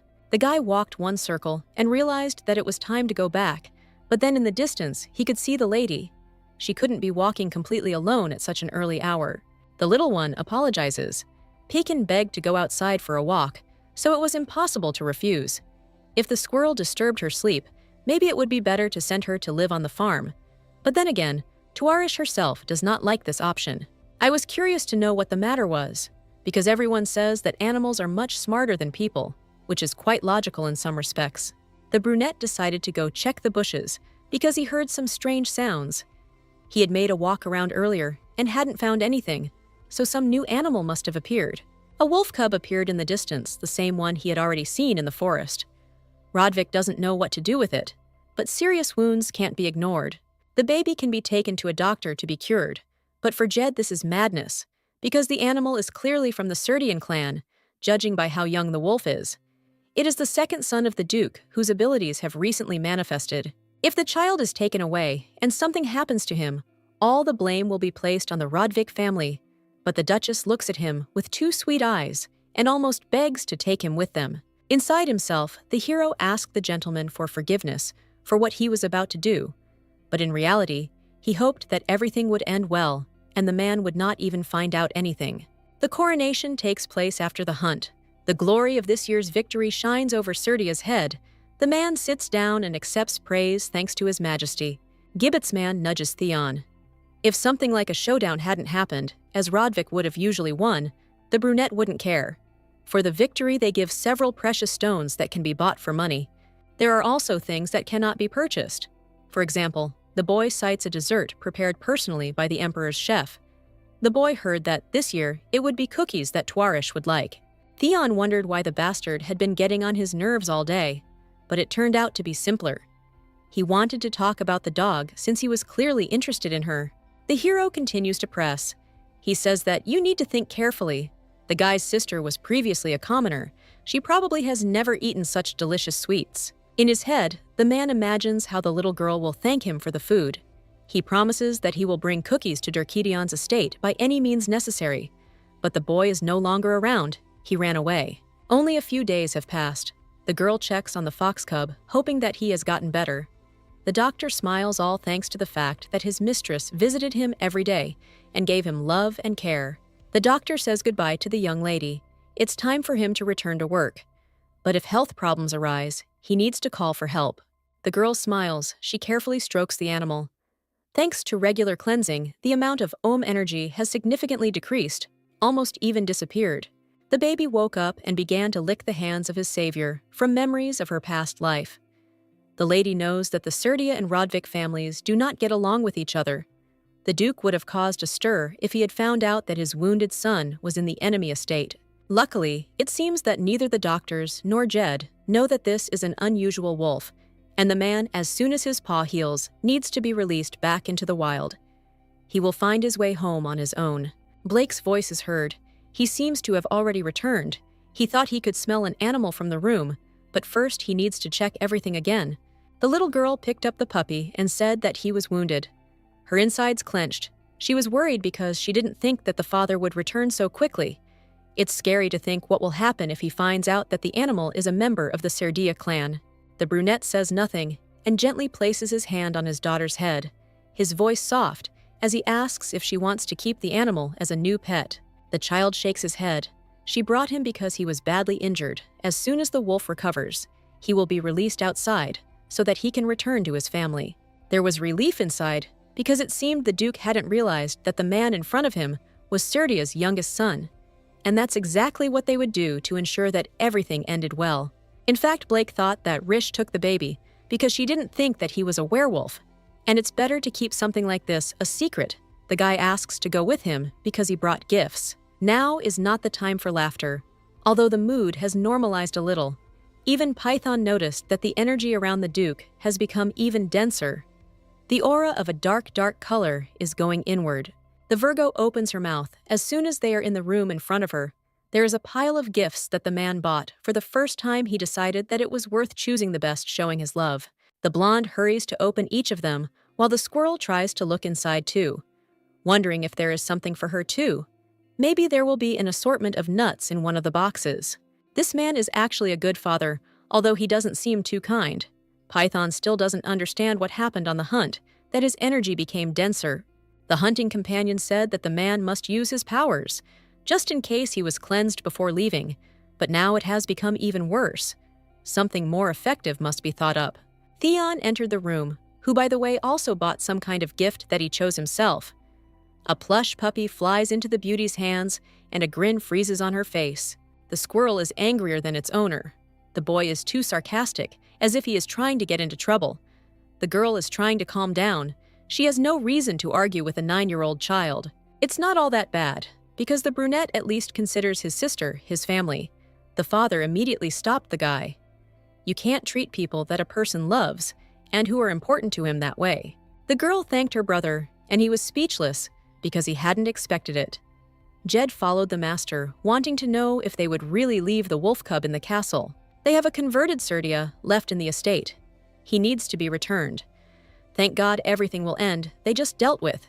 Trappet the problem should not return, the Duke asks, to quietly send a man to the family to tell them to take the second son. We'll have to act covertly so the eldest doesn't find out anything. The servant doesn't understand if it's right to do this, because it means taking a risk. They might think that Rodvik kidnapped the wolf. The man asks not to worry. It is clear that it would be difficult if not for the victory in the hunting festival. Serdia is in a good mood. Red is probably just laughing at the situation, because he is a fairly simple person. Duke Gerver is a different matter. He has been quiet for too long and is now interested in Theon. The man repeatedly said that he wanted to know where the abilities of people with a special gift end, but in this case, he did not need Rodvik. Every time the hero's golden eyes sparkle, when he looks at his master, his body shivers from an unpleasant feeling that remains in the subconscious. Brunette himself doesn't know what's hidden and what fuels Gerver's interest, so he orders more guards to be assigned to Theon and Tuarish. Even if the Duke's life ends soon, he won't allow anyone to harm his children. The puppy was doing much better in the morning. Rish found him in a good mood, which made her smile. She brought him some food that she took from the kitchen. The girl asks him not to rush with the food, so as not to choke. But he, completely not listening, continues to gobble it up. Python, sitting next to him, asks if this is really the person who turned into a person. She can't believe that this is how he was raised in his family. One of the knights runs into the room, dragging his ally along with him. He was wounded during training, and it seems that this is not something simple, but a serious injury that requires treatment. First, the man is asked to lie down on the couch. One of these knights is someone familiar. It's quite difficult to say what exactly is happening. The squirrel feels something and tries to understand what it is, but nothing works. She will remain on the shoulder of her owner. The doctor apologizes to the lady for not being able to speak to her yet. A patient has arrived in serious condition, and he needs to go get some medicinal herbs. The girl promises that she will be here and wait as long as necessary. The knight is also taken away, because a lot of things will be needed for treatment, which are difficult to carry when you only have 2 hands. The guy does not even have time to agree as he is pushed out. Business cannot wait. The girl doesn't sit still, but on the contrary, gets out of bed and goes behind the screen. It seems that the patient is very seriously injured. The doctor had never been seen so worried before, but now everything has changed because he has to help the person. There is no time for talking. Now the lady needs to urgently see who has entered, because something is wrong in the air. The curtain is pulled back, and the same knight appears, who smiles, saying that they finally see each other. He was waiting for this meeting. In front of them stands one of the stars, the energy of which Python sensed only recently and tried so hard to find. There are not many options left. They will have to run away, because with their current abilities, it will be problematic to fight. The man blocked Rudium's path. The door was locked. His sweet voice asked, not to worry, he just wanted to ask a few questions. The man did not understand why only the son of the Rodvik family was purified. It seemed there was not enough energy to save the father, because the contract was only concluded with 1 star. The beauty freezes, because before her is the same gaze that haunted her in her past life. The wolf instantly rushes forward and bites the man on the hand so that he stops holding the little girl by the chin, not allowing her to turn away. Somewhere screams spread throughout the room. Pekin attacks the man, first throwing him aside. She orders him to shut up and leave her contract partner alone. It was with her that they made an agreement, so there is no point in trying it. Will all be pointless, time after time. Lowering his head, the star begins to laugh, fitfully. He didn't know that Python was also here. And by the way, he looks very funny. The nickname, God of War, has lost its meaning given the appearance that the man has acquired. Now you can officially laugh at him. No matter what the girl looks like, very soon, the person will meet with a fist. The brunette laughs even harder. It seems that a soft paw will not change anything, but in Python's opinion, this is too offensive, and she promises that something terrible will happen. Now she is going to attack. The woman orders Twarish to take the wolf cub and run as far away as possible. If a star in human form uses its abilities, it will be reflected on its body. Moreover, the goddess is now in the form of a squirrel, so it will be much more difficult for her than it might seem. The girl isn't going to run away. The man also retreats, but continues to smile. Judging by how quickly Pekin moves the word rat, she has already managed to get used to this new body. Of course, the moment cannot be missed, because the little girl chuckles. She thought that being a rat was a distinctive feature of the rival. The guy begins to gather strength in his hands. He was glad to see Python after so many years. They finally saw each other, and perhaps it was good, but it was time to deal with her. The squirrel steps back. She can no longer fight in this form. The little girl doesn't understand why nothing happened. She closed her eyes, preparing for something terrible. And when she opened them, the body was lying on the other side of the room because the owner had thrown it away, ordering her not to touch her partner, who was important to her. The time has finally come to leave. Grabbing both animals, the girl rushes forward, listening to Python's screams. She told her to run away even earlier, but the blonde acted quite recklessly. She still has reasons why she acted this way. She wanted to save the girl. The man had already jumped up and was running behind, shouting at Rudioma to stop. They still had many different options that they would have to discuss at the right moment. Jed appeared, pointing a blade at Philip. He did not understand why the knight was bothering their mistress. It's lucky that someone came to the rescue, otherwise the situation could have ended more tragically. The body falls to the ground and the eyes close. Pekin immediately answers the questions. The man can no longer control the boy because he has left consciousness and heart. On the other side of the ball, Gerver screams and slams his hands on the table. He is angry at life and at himself because he cannot believe that Rodvik's adopted daughter has become Rutium. Her power is exactly what he had to search for every day for several years in a row. The voice lowers. The stranger says that none of this concerns him. No matter what, everything has become complicated and an unexpected obstacle has appeared. The young man is left alone with his affairs. No one will help him. The last thing the Duke asks is to tell him whether the future he saw is true, the future where he managed to find the girl at the slave market. The vision almost came true, but of course the stranger does not specify what exactly he is talking about. The brunette is shaking. It's hard for him to contain himself. A half-growl comes out of his chest, which can be heard throughout the room. He screams, promising that he will kill everyone who deserves it. The son standing behind the door freezes, because for the first time, he sees his father so angry and so upset by the situation. The boy realized that it was better not to be seen, and was about to leave, but nothing came of it because the door creaked a little, forcing him to pay attention. The man ran up to the boy and, grabbing his hands, asked why he needed to eavesdrop. The words about not being able to hear anything don't even seem true. His eyes light up, meaning his powers are coming into use, and moments of how everything happened play out before his mind. The son should have known what would happen if he lied to his father. He gets hit one after another. There was no one outside, but a second later, a servant appeared, called by the Duke himself. He throws the young man back, ordering him to be locked in the room and not given anything to eat. He doesn't care how long it takes. Listening to Inwine's crying is disgusting, and his words "sorry" are even worse. They are going to lock the blonde in a storage room, not even in his room, just because he is constantly looking for his dead mother. He should have already understood that it is his father who is the main one in this family and estate, and not him, the one who still hasn't grown up. Pekin talks about body control, which is a special skill of Hikenki. She has met many people with such features, in which case this knight named Philip is not at all to blame.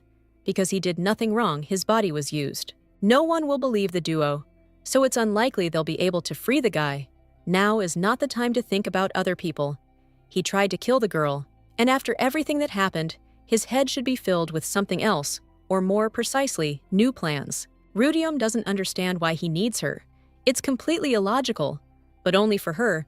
The man probably wanted to make a contract with the maiden, in order to finally get into the human world. Judging by the fact that he was only able to take control of the body for a short time, his body is still in the grave. The man was most likely going to take over the human world.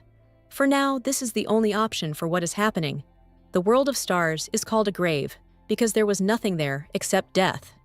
Everything there is completely different than in the place where they are now, where there is a lot of light force. For one reason, the 4 great stars decided to destroy the boundary between the grave and the human world.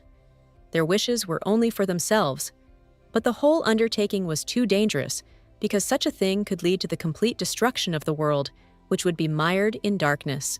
The plan could have been stopped. It wasn't that difficult since only 4 people were participating, but in the end, they couldn't reach an agreement, and they all went together to the human world, which is still living its own life for now. The girl will have to escape from the mansion in which she currently lives. Hikenka will definitely return, because now he knows where the heroine lives. It will not be difficult to guess when he will attack, but the worst thing is that it is not clear in what form. It took time to formulate her thoughts, and finally the beauty says that she does not want to run away if she is not there, and Hikenka does not get anything he can harm other people who live in the Rovik estate. It will be bad for them. Virgo is terrified to imagine that a man will take control of someone and that someone will be in danger. In a past life, Agnes was told that with each of her escapes, the maids would die one after another until their numbers were exhausted. The little girl doesn't want anyone to suffer because of her. Again, Python is also a great star, which means she can sense the presence of others of her kind. She can sense Hikenku the next time he is somewhere nearby.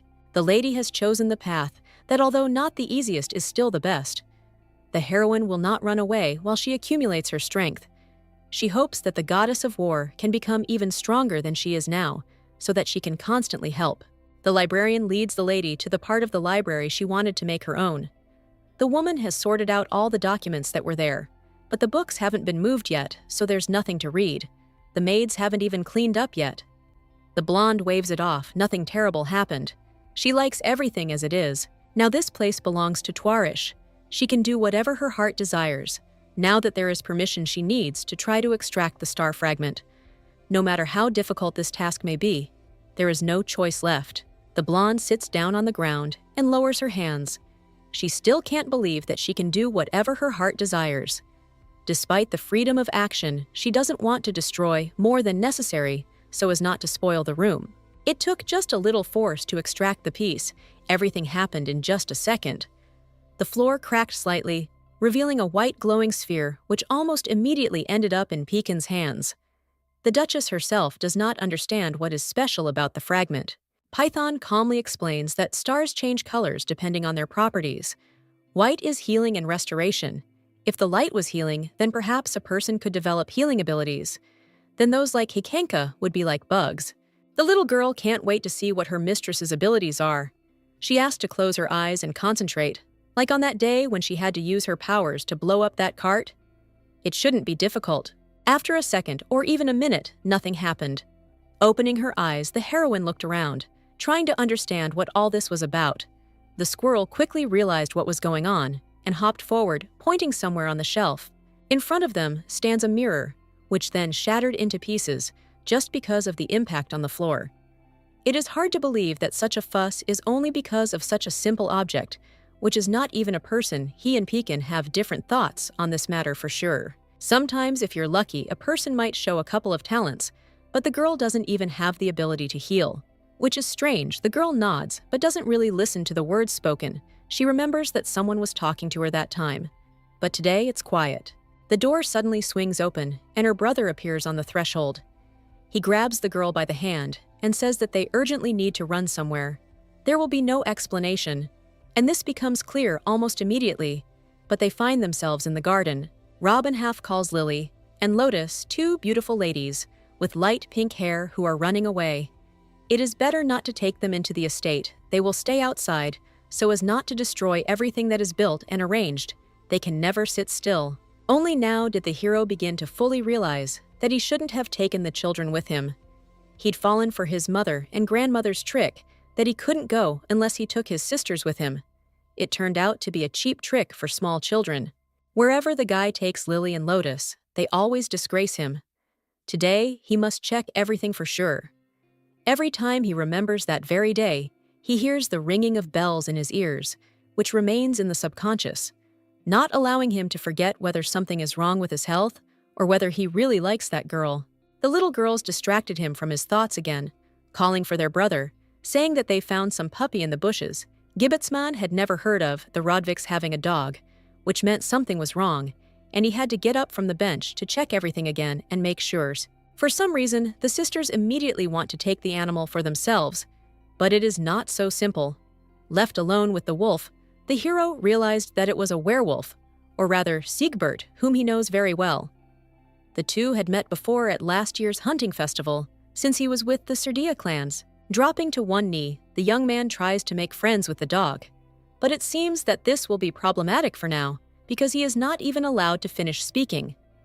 Twarish runs towards him, holding out her hands to the puppy. It seems the animal ran away from her while they were walking in the garden. The little animal almost immediately rushes into the arms of its new owner and begins to try to lick her face as soon as it can. The woman asks in fear why it went outside. She was quite worried when she did not find it in the doctor's office, where she left it to recover. After all the hugs, the girl turns to the guy who is standing with his mouth open and his eyes shining. It seems like the trio from the Gibbetsman family. And if so, it would be better for them to stay away because the animal is already being taken back. The boy nods, unable to properly connect even two words. There's that same ringing in his ears, again, the one that makes him cringe. It happened again near Twarish. The guy reaches out his hand, intending to stop the beauty, but Theon appears in front of him. His friend can tell him what he was going to say to his sister. He will definitely convey every word. Ian lies on the floor, and remembers how his mother once held him in her arms, saying that she loved him very much. Surely at that moment, the hero felt peaceful, protected, and in a special way, because all the warmth came only to him alone. The boy woke up and had a dream that he hadn't seen for a long time. Perhaps it was because he fell asleep looking at her portrait. His mother was as beautiful as ever, simply wonderful. Sitting down to the side and exhaling, he says that it seems his father feels hatred. One can even notice that this is a completely obvious fact. I sincerely hope that if everything continues, I will be able to get to the same good place as the Duchess.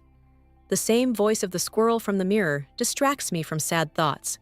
She says something about a wolf, and then suggests starting to study the star fragment they have again. The boy listens for a little longer, and then makes it clear that he is still on the other side of the mirror.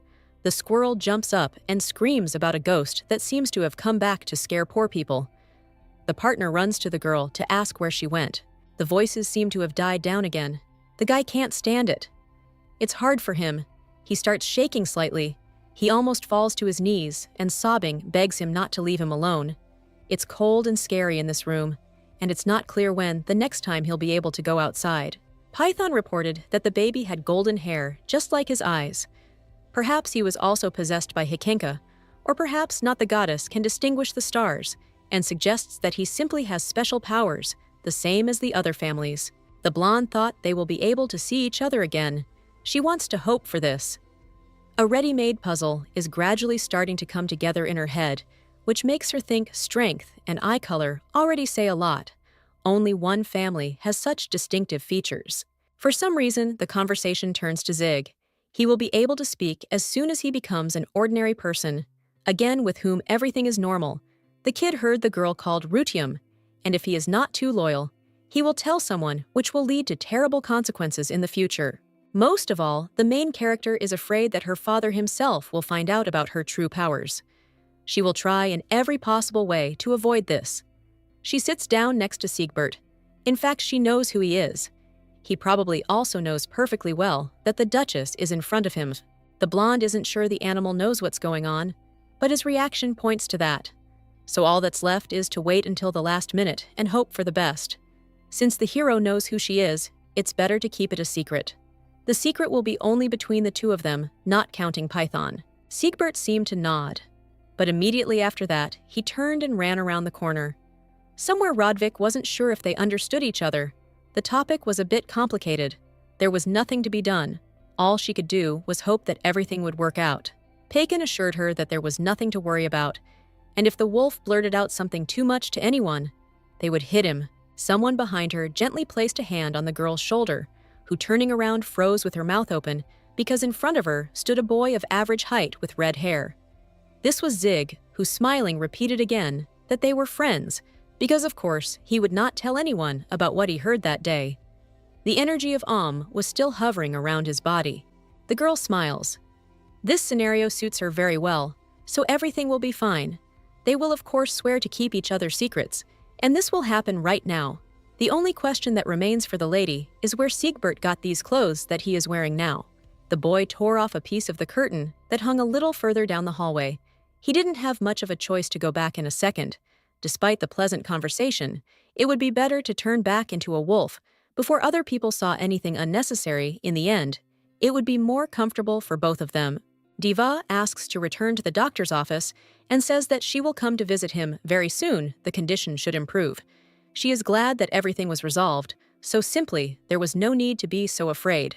Thank God nothing else is happening, and it is time to stay for class. Taking just a few steps forward, the beauty freezes. Because she hears and feels something, the strangeness does not leave her body, forcing her to shrink a little. Rutium arrived in the dungeon because Hykink woke up again since the heroine came again. Perhaps he wants to make a deal or talk. The squirrel shouts that they have already agreed, so it will not be possible to break the deal. The goddess of war has turned into an empty head. The man sharply reaches out and takes the beauty's partner closer to himself. It seems that she has completely forgotten that the contract will be completed when the animal is killed without any regrets. Python screams because some kind of jar with a dark scarlet aura appears in her hands. The little girl rushes forward, but she is stopped. There is no need to worry so much because the animal will not be killed, but simply the soul will be pulled out. This is not just a glass, but a powerful tool that allows you to sever the connection with this world. From the moment of imprisonment, the Duchess will no longer be able to use the powers of her friend. The body torn from this dimension gradually loses its abilities and plunges into a sleep that can last even 100 years, and nothing will change. If the precious star is to be saved, Tuarish must obey. The girl must decide for herself whether she wants to save herself, her friends, and also those who are most important, her father and brother, who also deserve better. The lady does not understand what he is talking about, but horror is reflected on her face when she sees Haikink bring the bottle to his mouth. Swallowing Python, the hero licks his lips, but says that he doesn't need it right away. He has only 3 conditions. If the girl obeys, then he won't even go near the Rodwick estate. It's not interesting at all, it just happened to be there. Firstly, the man wants the body's owner to be freed, preferably as quickly as possible, and not forced to wait any longer. The innocent knight must not die. The second condition is the revival of Iandwain Gerver. The heroine herself knows the future, so she certainly understands how to do this. The Duchess cannot deny that she knows this man, because it is true she looks straight at Python's body for the last time, which lies in her arms without any remaining strength. Almost immediately, the lady promises that she will do everything in her power to fulfill the conditions. It seems like a deal has already been made, but the last thing remains. The only thing the man still wants is for the little girl to enter the Imperial Academy. He doesn't even think that this is too much, because in his understanding, this is something almost supernatural entering into the rhythm. Going outside, Rish examines the body of the goddess. She is so worried that she feels ill. It is not clear what to do if the baby suddenly cannot wake up. A familiar voice is heard in the distance. The father does not understand that his daughter has forgotten herself in the garden alone without protection. The girl can no longer contain herself and runs to hug her father, whom she misses incredibly much. She feels so bad that no one can offer comfort or help. Just the hug makes her feel a little uncomfortable, and a slight energy envelops her body, making her shake. At this rate, nothing will work, and the Duke will live only 2 years at most. The little girl wants to be useful and do something, but she doesn't understand at all where she should start. She could try to carry out the cleansing without Python, but then she will again have to experience the terrible pain spreading throughout her body. In her head, the child asks her father for forgiveness. Although in reality, there are too many emotions inside her, now we are talking about Philip. The knight just wanted to help her that day. A stranger burst into the office, and he came because he wanted to check on Tuarish's condition. The girl asks to free the man who is innocent. She never wanted to hurt another person. The brunette wants to object, but the daughter insistently asks to believe her. This is perhaps the first request, and it would be good to fulfill it. As a father, the hero will believe in his children, no matter how difficult it may be. The little girl tries to hold back her tears and thanks Blake, who gently strokes her head. Everything will end much better for them than expected. Several days passed. They of course dragged on unbearably long, which even made her feel a little bored. The lady looked at that very mirror. Apparently, last time the animal saw in the reflection a boy named Iandwin, with whom the main character had not yet had time to get to know. At first, the blonde decides to talk to him to figure out how to help him. She doesn't know how to use a mirror, and this makes the task quite difficult. She has to shake the thing, and then it seems she finally managed to see something new. A weak voice asks not to go, and not to leave him alone in this terrible place. Such words sound especially sad coming from a child. Sitting closer, the Duchess says that she is nearby, and it seems that the person on the other side did not expect that someone would hear and understand him. It would be easier to see each other. Reflections would help to see emotions and more, but not a single mistake can be made. Ian can guess that Rutium is in front of him because he also has an all-seeing eye. The girl timidly speaks of her desire not to show her face. The boy is so lonely that he protests when asked if he wants to talk like that. The blonde is happy that he will be able to talk to at least someone other than his own mind, which has recently been filled with unnecessary thoughts that lead nowhere. The hero wanted to see the girl at least once more, and there was a special reason for that. Perhaps it all lies in the fact that the Duchess does not know Gerver's son and does not want to kill him. This is the first person who will be sincere being next to the heir, who is already afraid of everything. Sadness takes over the body after the spoken phrase, One clearly remembers that the Duke explained in the past that he even killed his own child so that Rutiom would be alone. It was terrible in the past, but now everything is different. However, this does not apply to Ian Vian. He is stuck in the same place and is now suffering. They call the beauty to check if she is nearby, and she immediately nods to make it clear that she has not disappeared anywhere and is still on the other side of the mirror. Although the lady does not know Gerver's son, she sincerely hopes that he will live long and happily because he really deserves it. The only thing that matters in this world is to see different places, meet loved ones who will always support you, and live a full life painted with colorful colors.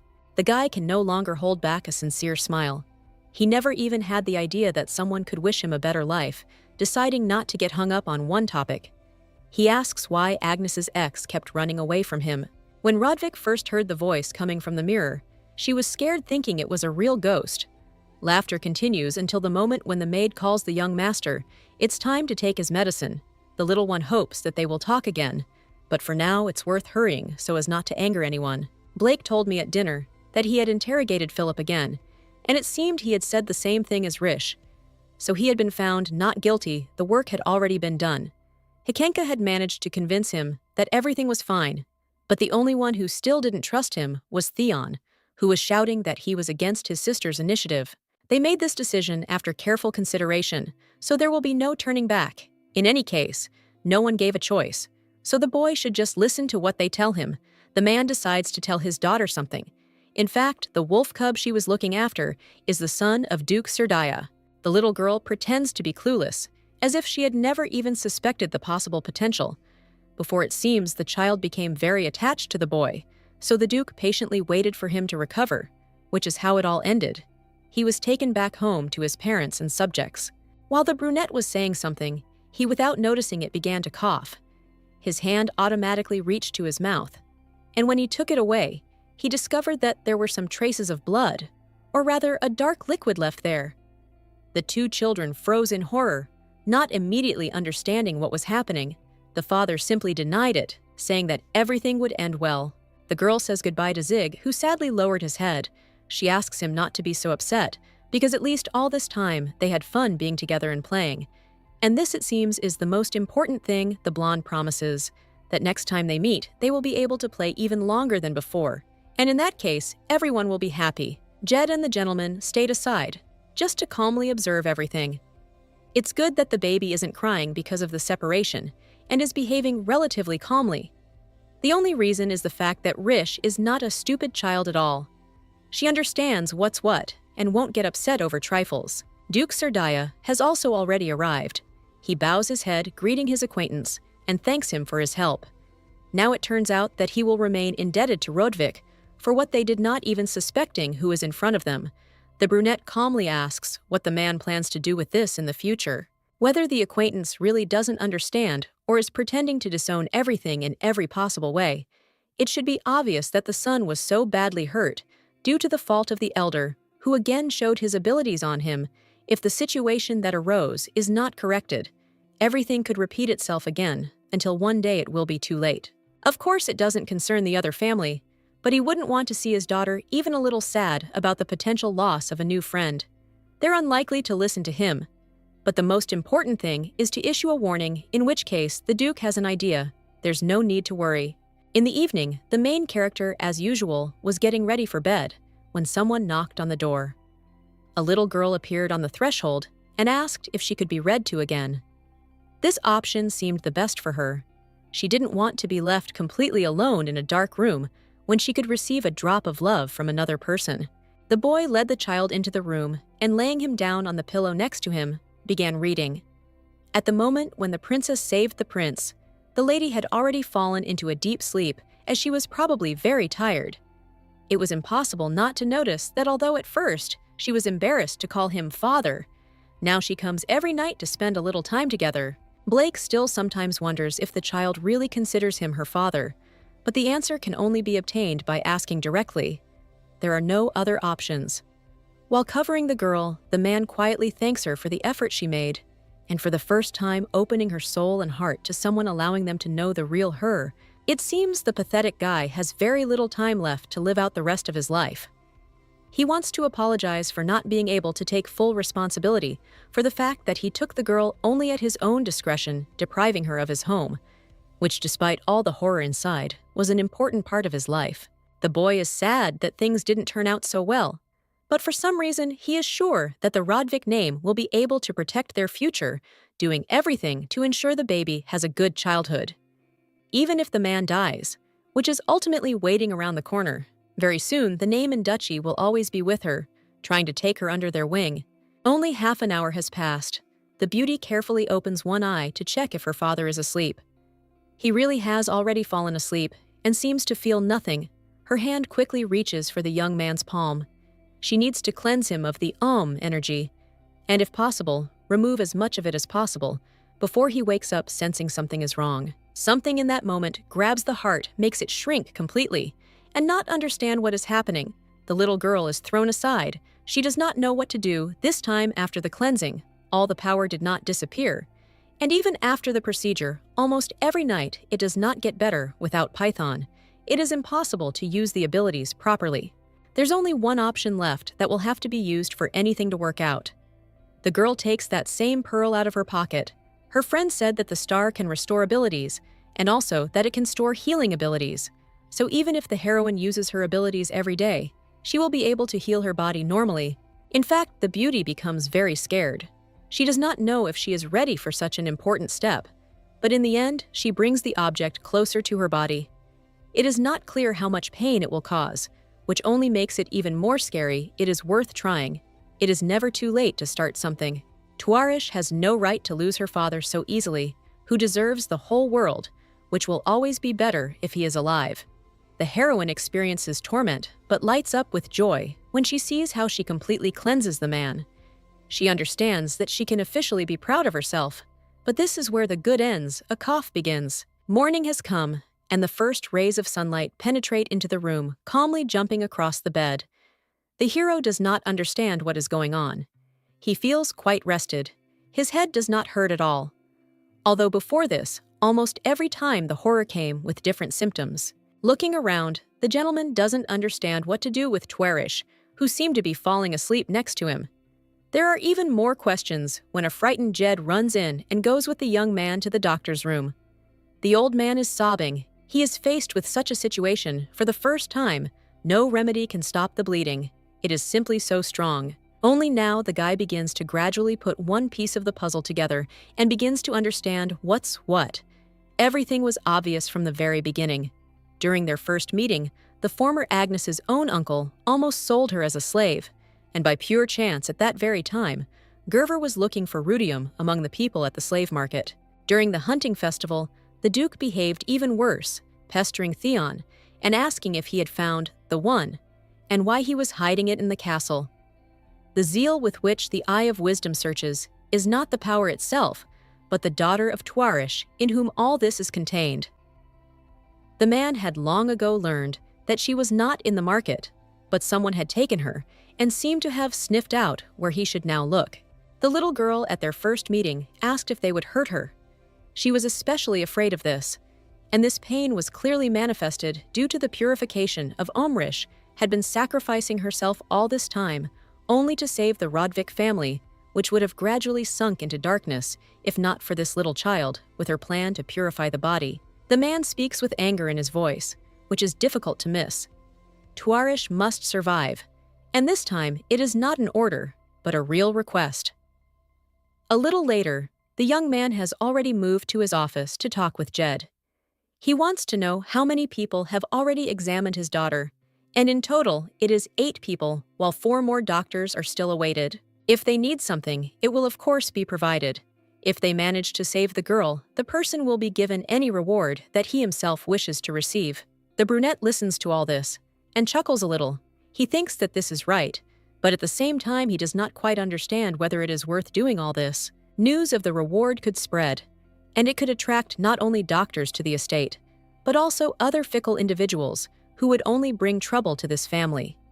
People even came who offered their children in exchange for the young lady, and did not want to leave after the servant's words to go home. The brunette refuses to take anything away, even if rumors spread like wildfire.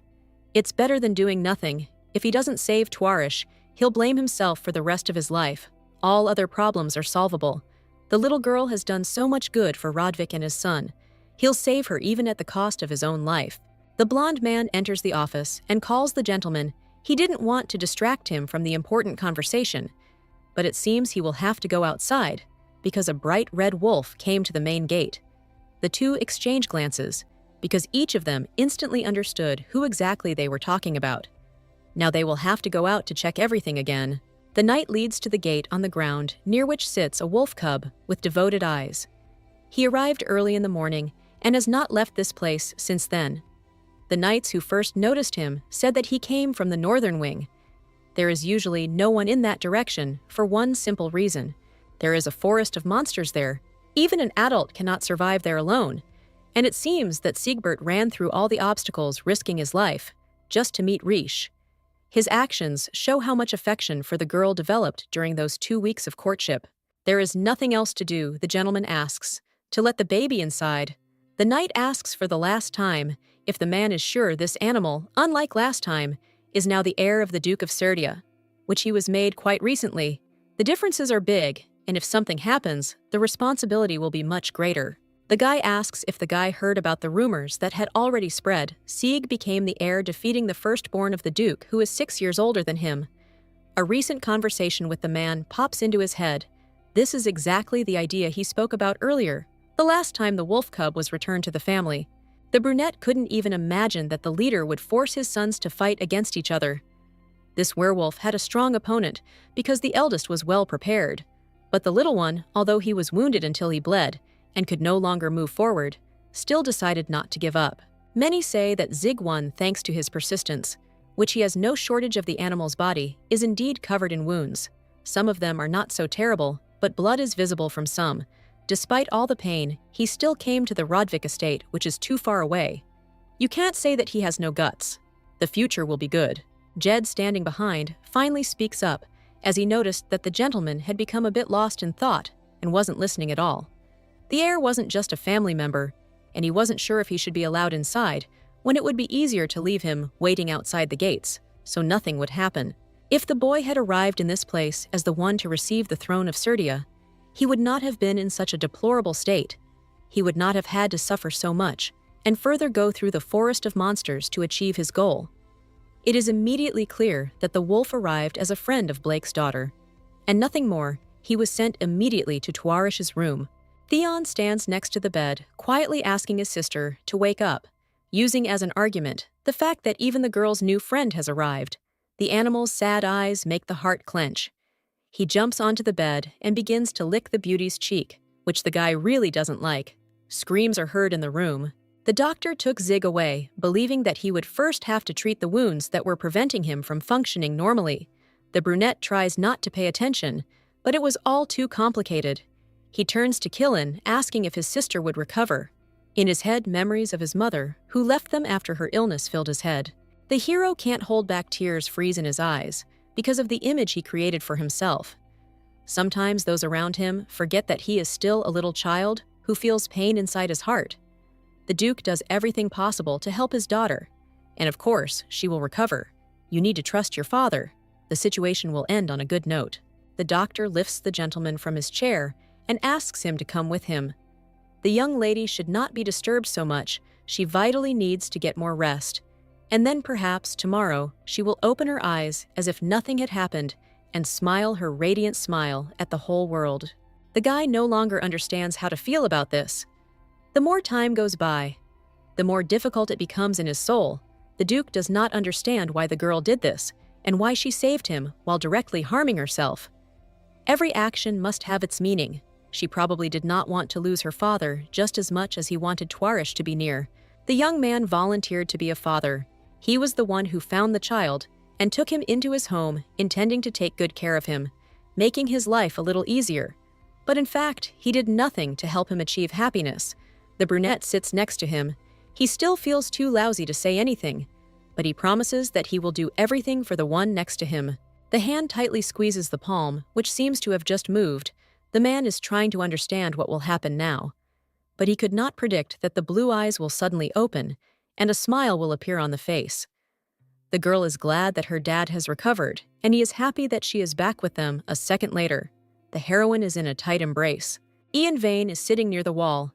He leaned his head and tried not to think about the bad thoughts still come back, making him understand that it is not so easy to distance yourself. Exactly 7 days have passed.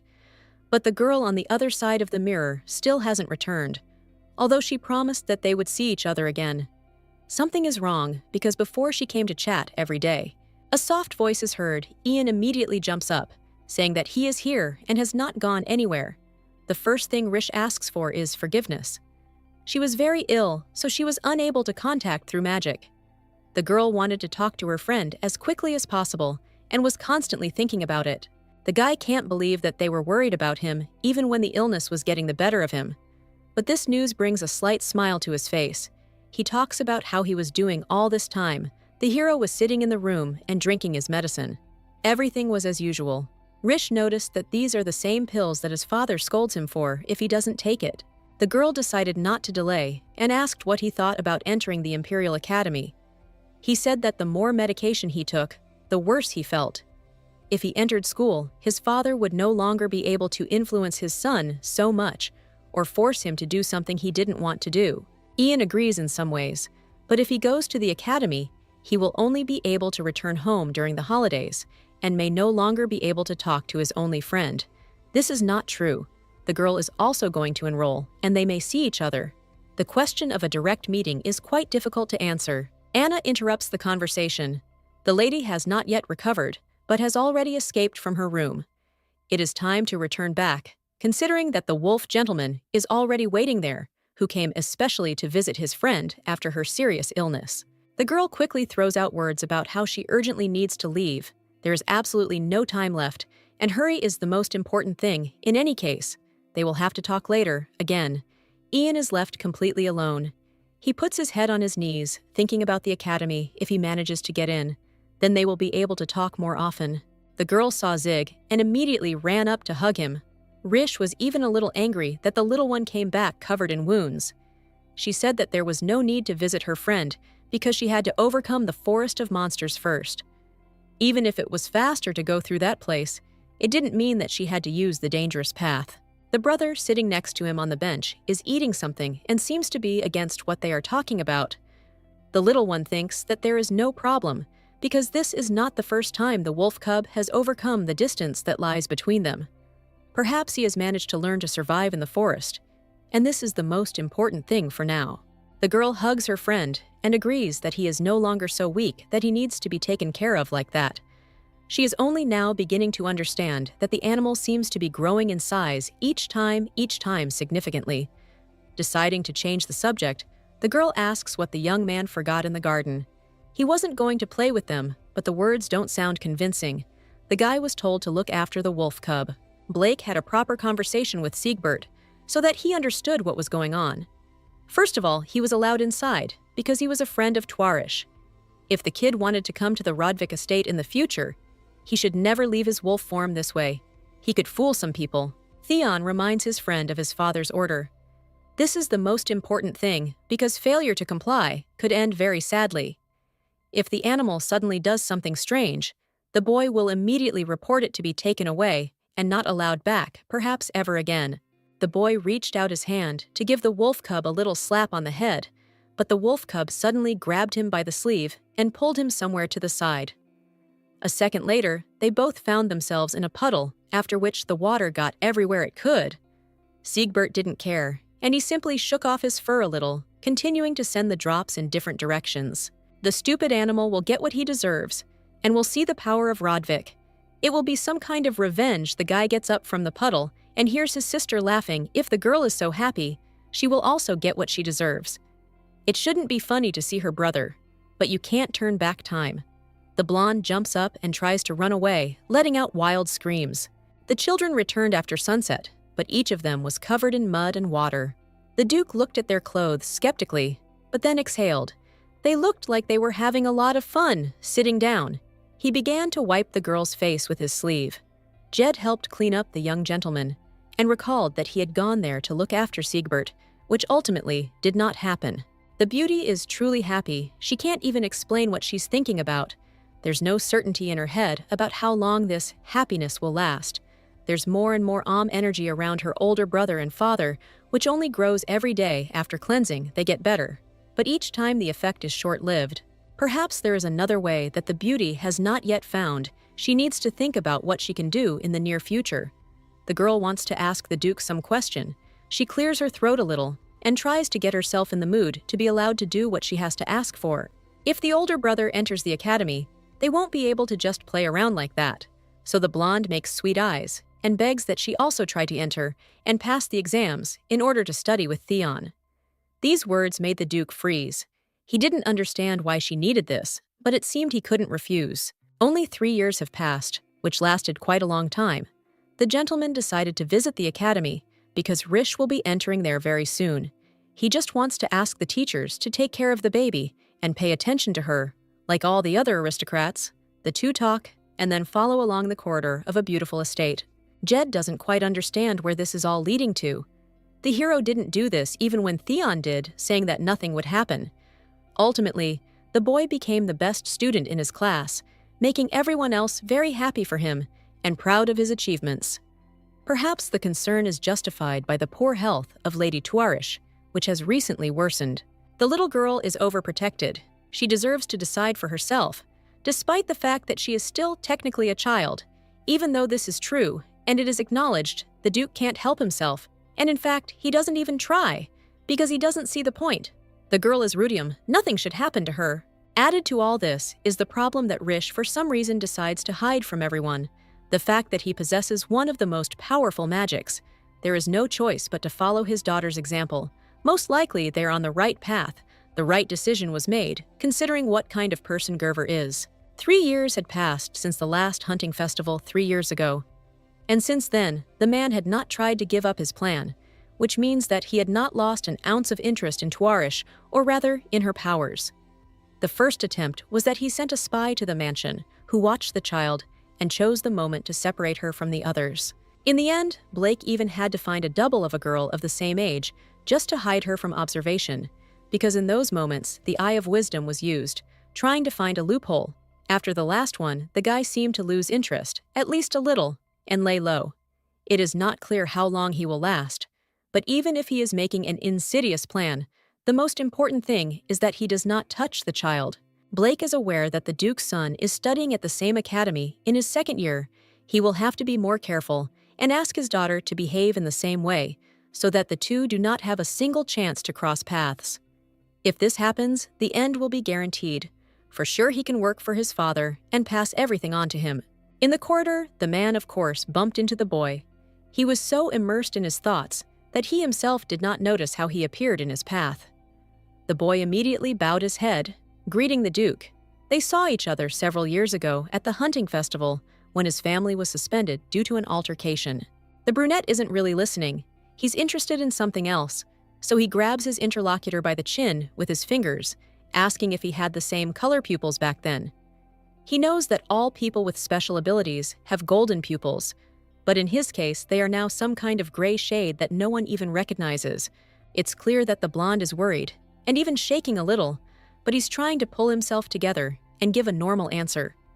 In fact, his father ordered him to wear a medallion around his neck while he continues his studies at the academy because he must acquire all the knowledge on his own.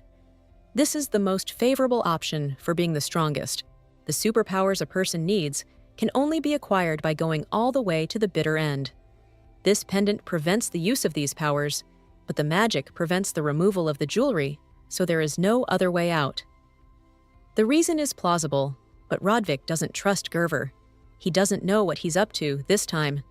Rish is better off staying away from suspicious friends, but he sincerely feels sorry for this boy.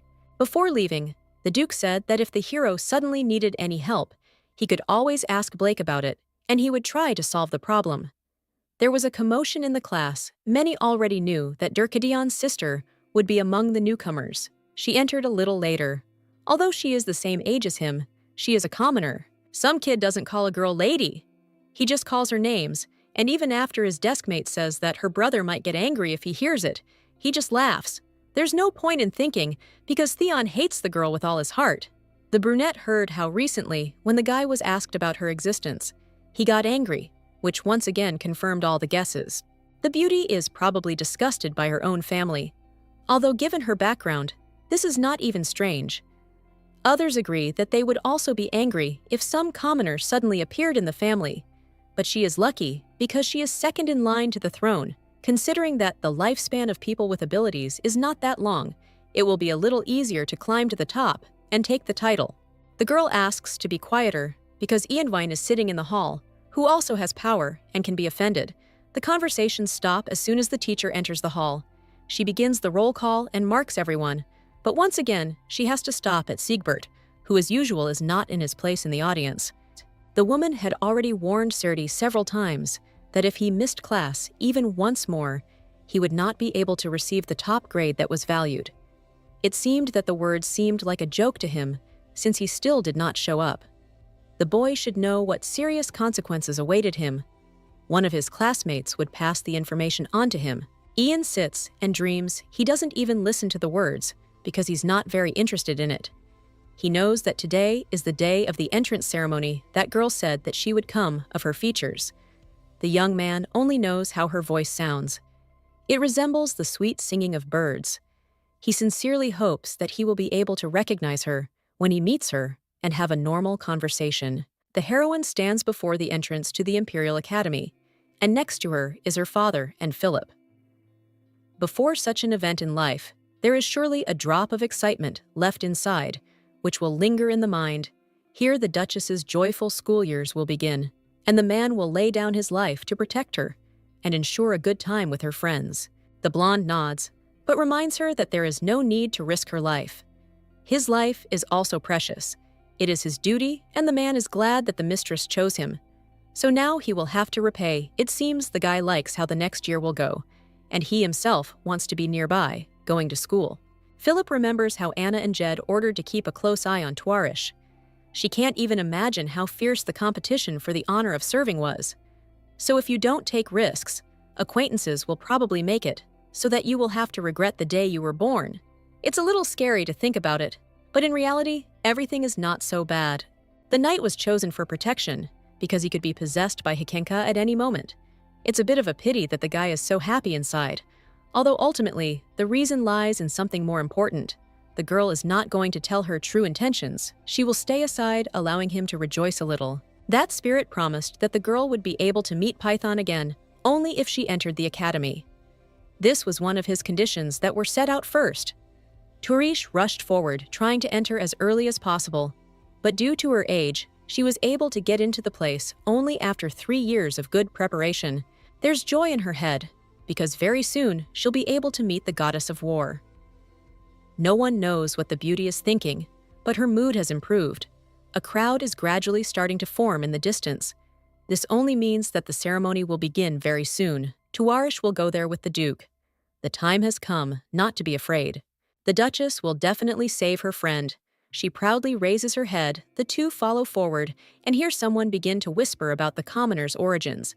No one thinks that the right decision was made. The Rodvik family has special abilities, but only a person who is not of sound mind would take a commoner into the ducal family. Some begin to think that the blonde was illegitimate.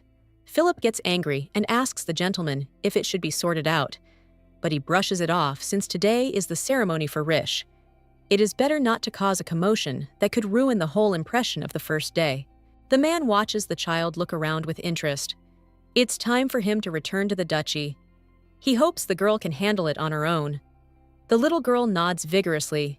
She's from the Rodvik family, so such a simple task won't take much time or effort. The blonde promises to write letters a little more often, which will then receive a response. Stepping forward, she claps just like the first-year students. It's time to head to the classrooms. There, the professors have already prepared the material for the first day, which, given their knowledge, won't be very difficult to complete.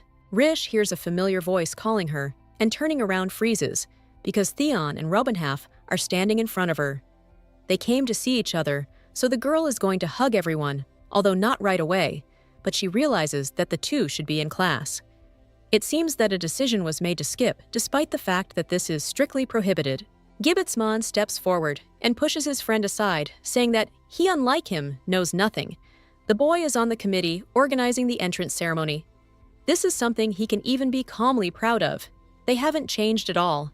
They are still just as funny and smiling. The girl says that it is very cool that the young man is on such a committee.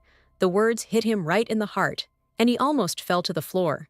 He has to ask if his friend is okay, but the brother suggests not paying attention to him, because his behavior sometimes goes beyond all bounds of what is permitted. Theon turns to the side and points forward down the corridor. They walk the girl to the class.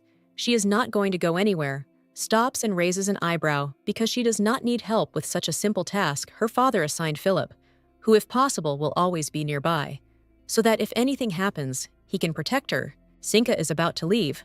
Rodwick tries to stop her one last time, but then she breaks down and starts screaming. He probably doesn't even realize how expensive it is to study at the academy.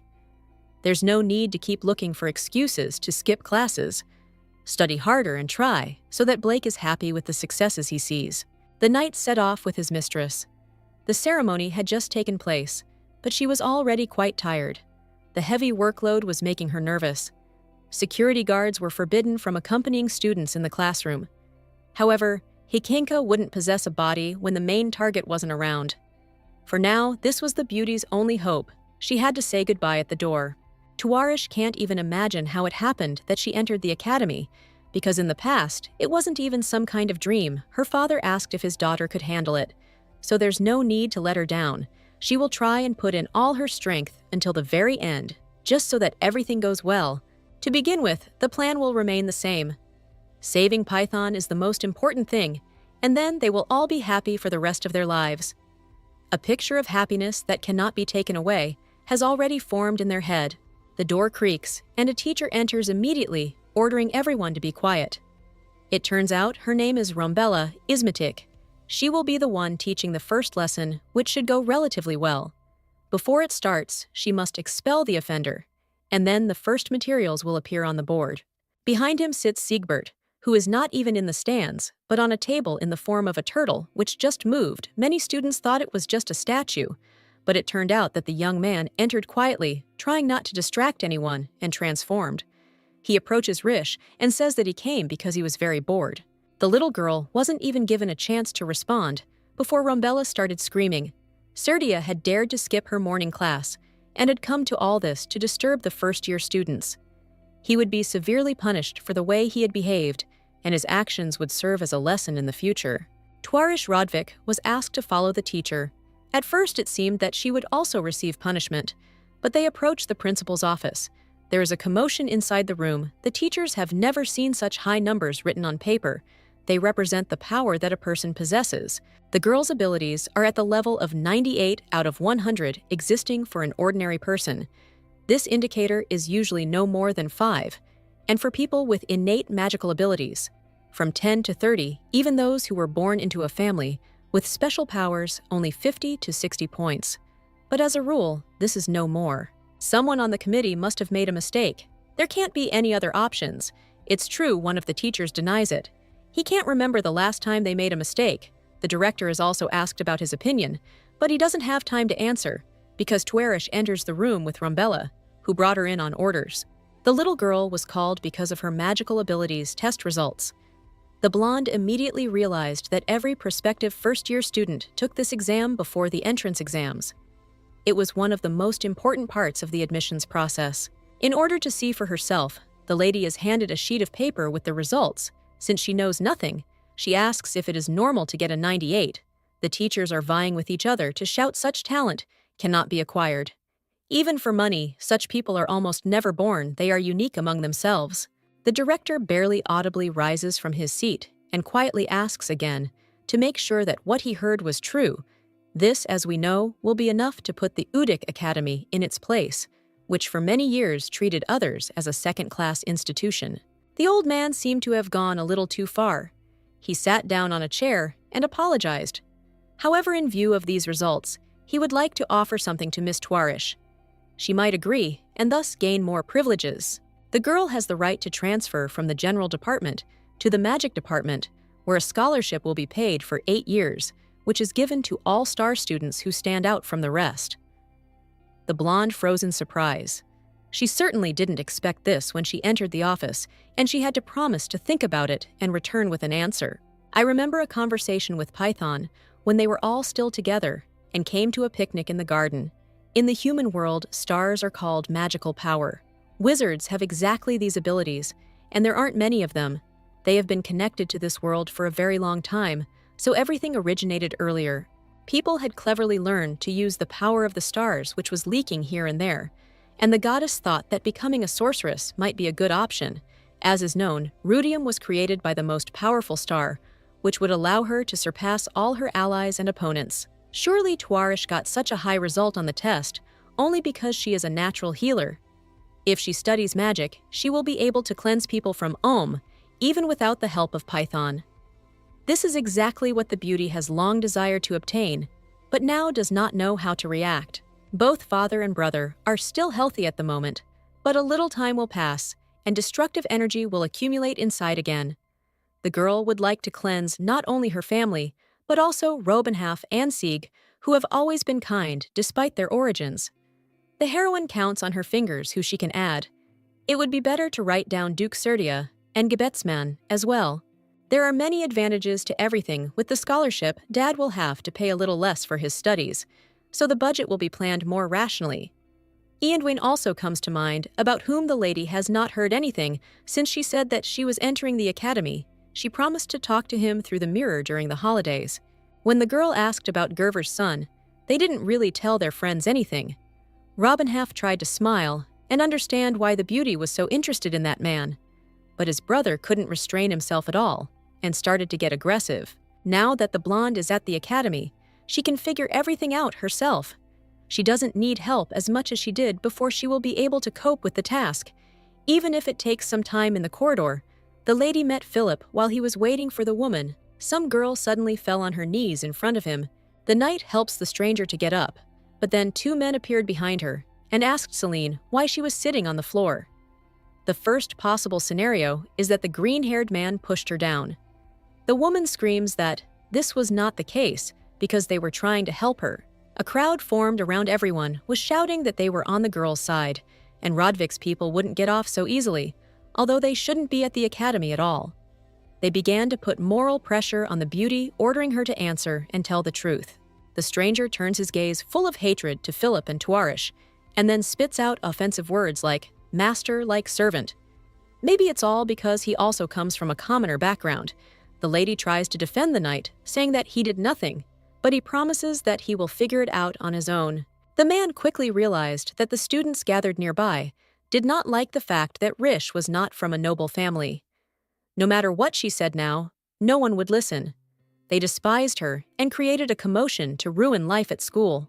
Celine, who is also trying to explain herself, is still not being listened to by anyone. They lift her up and try to hug her, while the knight is ordered to kneel and ask for forgiveness, unless of course he wants to tarnish his master. Someone steps forward. People around them move aside so that the boy appears in the middle of the circle. If the gentlemen really want to know the truth, it is best to trust Ian because he can tell how everything happened down to the very last detail. Because the girl hid behind the mirror during their conversations, she couldn't see the guy's face, but she was absolutely sure that it was her friend standing in front of her. His voice couldn't be confused with anyone else chattering in the narrow corridor. The beauty caught herself thinking that she was glad to see him healthy. The blonde wanted to start the story, but the stranger beat him to it. She finally shamed her friends and began to push them towards the exit simultaneously, asking for forgiveness from Rodvik and her guards. Children can be cruel, and today's situation was no exception. Finally, the showdown is over. You can breathe easy and stop thinking about the worst. Philip thanks, assuming that the blonde is from the Gerver family. The guy waves his hands, saying that in fact, he exposed their lies with the help of the same lie. He could not come up with anything better. Pointing to the medallion, the handsome man notes that he cannot use his powers due to confinement, all because his father is worried about his poor health and decided to set some restrictions. The only thing Ianduin really asks is to keep the truth a secret from the other students. They must not find out, the servant smiles, promising that he will keep his mouth shut. The guy turns to Tuarish. He is glad to meet him and is sure that they will become friends. It seems that the lady is not going to greet the young lord. She hides behind Philip's back and remains silent until she asks her friend to lean a little closer to make it easier to whisper. Of course, the lady does not ask her questions right away, hoping that she will be able to carry out her plan. Rish asked how she could repay him for his help. She did so through the knight who conveyed the information to his interlocutor. Nothing in return was needed. The young man hoped that they would meet very soon. Being friends was all that was important now given the circumstances and the situation. The two who caused the commotion in the corridor are standing in the courtyard. Celine left them and went to the medical center because she had a headache. One of them is complaining about the shameful situation they accidentally found themselves in. The young man waited so long for the moment to wipe the commoner's nose, but nothing worked. If only we had been able to learn about Gerver's appearance in advance, the situation would have been resolved faster, even before his arrival. As soon as Twarish graduates from the academy, she will most likely enter high society, so we will have to get rid of her a little earlier. She has no right to take control of her duchy. Footsteps were heard behind them, followed by a dark aura. It seems that the person who was just mentioned is Theon's sister, who was nearby and heard everything in detail. He suspected that Rish would be disliked, but this was too insidious. The duo had already moved to the Rish library, where she decided to read a little to calm down. From the very end of the dialogue, Philip did not lag behind and continued to smile, asking the lady what was wrong. She had such excellent manners, which were now disappearing, because she did not even speak to young Ian Vine. The last assumption, which seems much more logical, is that the blonde is already at that age when love comes, and therefore simply could not contain her feelings that were bursting out. She says that this is not true, but hears in response laughter that does not end. The knight doesn't realize how complicated the situation will become if they get closer, and he finds out that his girlfriend is Ruthiom. Of course, thanks to the artifact, he can't use his powers, but that doesn't matter. The girl asks him not to tell her father about what happened in the hall. The guy doesn't understand what the problem is, but he intends to keep the lady's first love a secret if it comes to that. The man can only talk about those aristocrats who so persistently tried to set up the beauty. The Duchess does not want to bother a busy man unnecessarily. Besides, if anything, he will replace Philip with Anna. Words had a much better effect. The green-eyed man promises that he will keep his mouth shut. The blonde apologized for not being able to properly stand up for her subordinate. They went to bed, but at night the lady woke up because of Python's familiar voice. Either this was a mistake, or the goddess really woke up after several years of imprisonment in that red bottle. The sounds were coming from the box standing on the windowsill. The beauty grabs the bottle opener and only then realizes that there lies the same motionless body of a squirrel, which remains in the same state as before. She wants to scream. In fact, the heroine did not realize it, but she relied on Python much more than it seemed. She did not think that she would need the goddess so much. Tears well up in her eyes and flow down her cheeks in even paths. The little girl doesn't know what she'll do if Hykinka doesn't show up. Quickly realizing what's happening, she slaps her cheeks, ordering herself not to give in to despair. The promise to save her friend still stands. She needs to do everything possible. Only now did Twarish notice the beautiful sky and the full moon. Sad thoughts seemed to follow her everywhere, because Pekan liked to go to the monster forest during the full moon. She even said that on such a day there were only advantages, because there was no one around, only silence. The gaze switches to Ian, who is following somewhere. He is on the street in his pajamas, and does not even pay attention to what is ahead.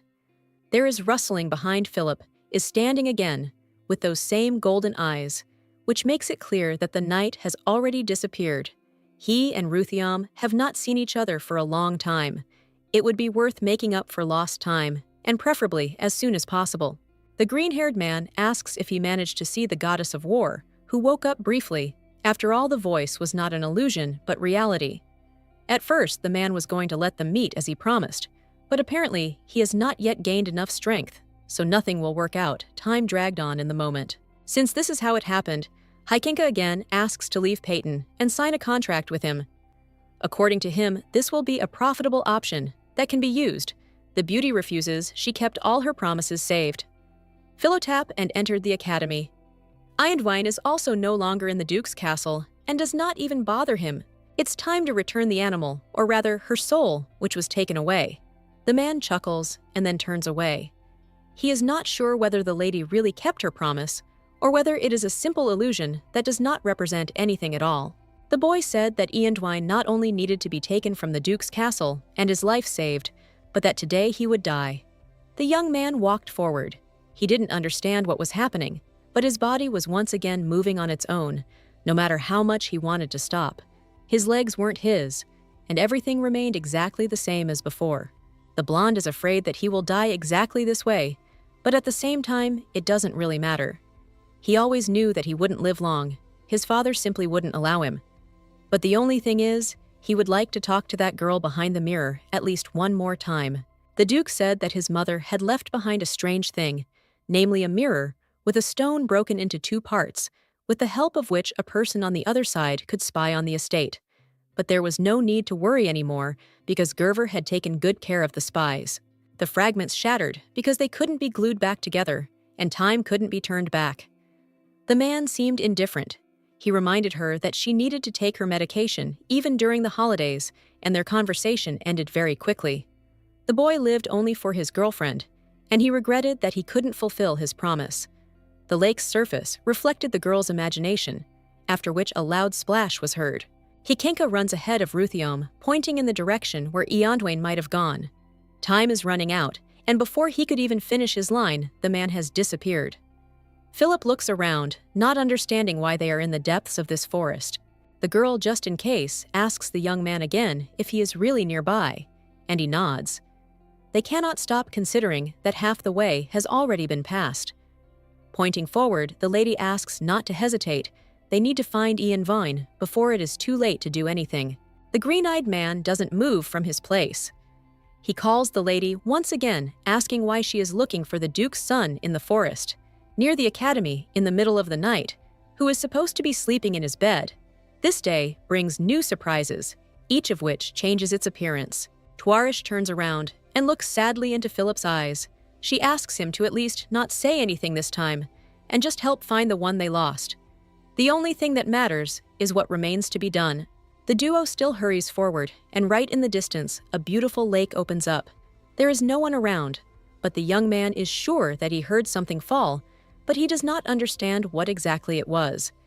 It is all too strange. Because of the darkness, it becomes more difficult to figure out. The eyes focused on the surface of the water.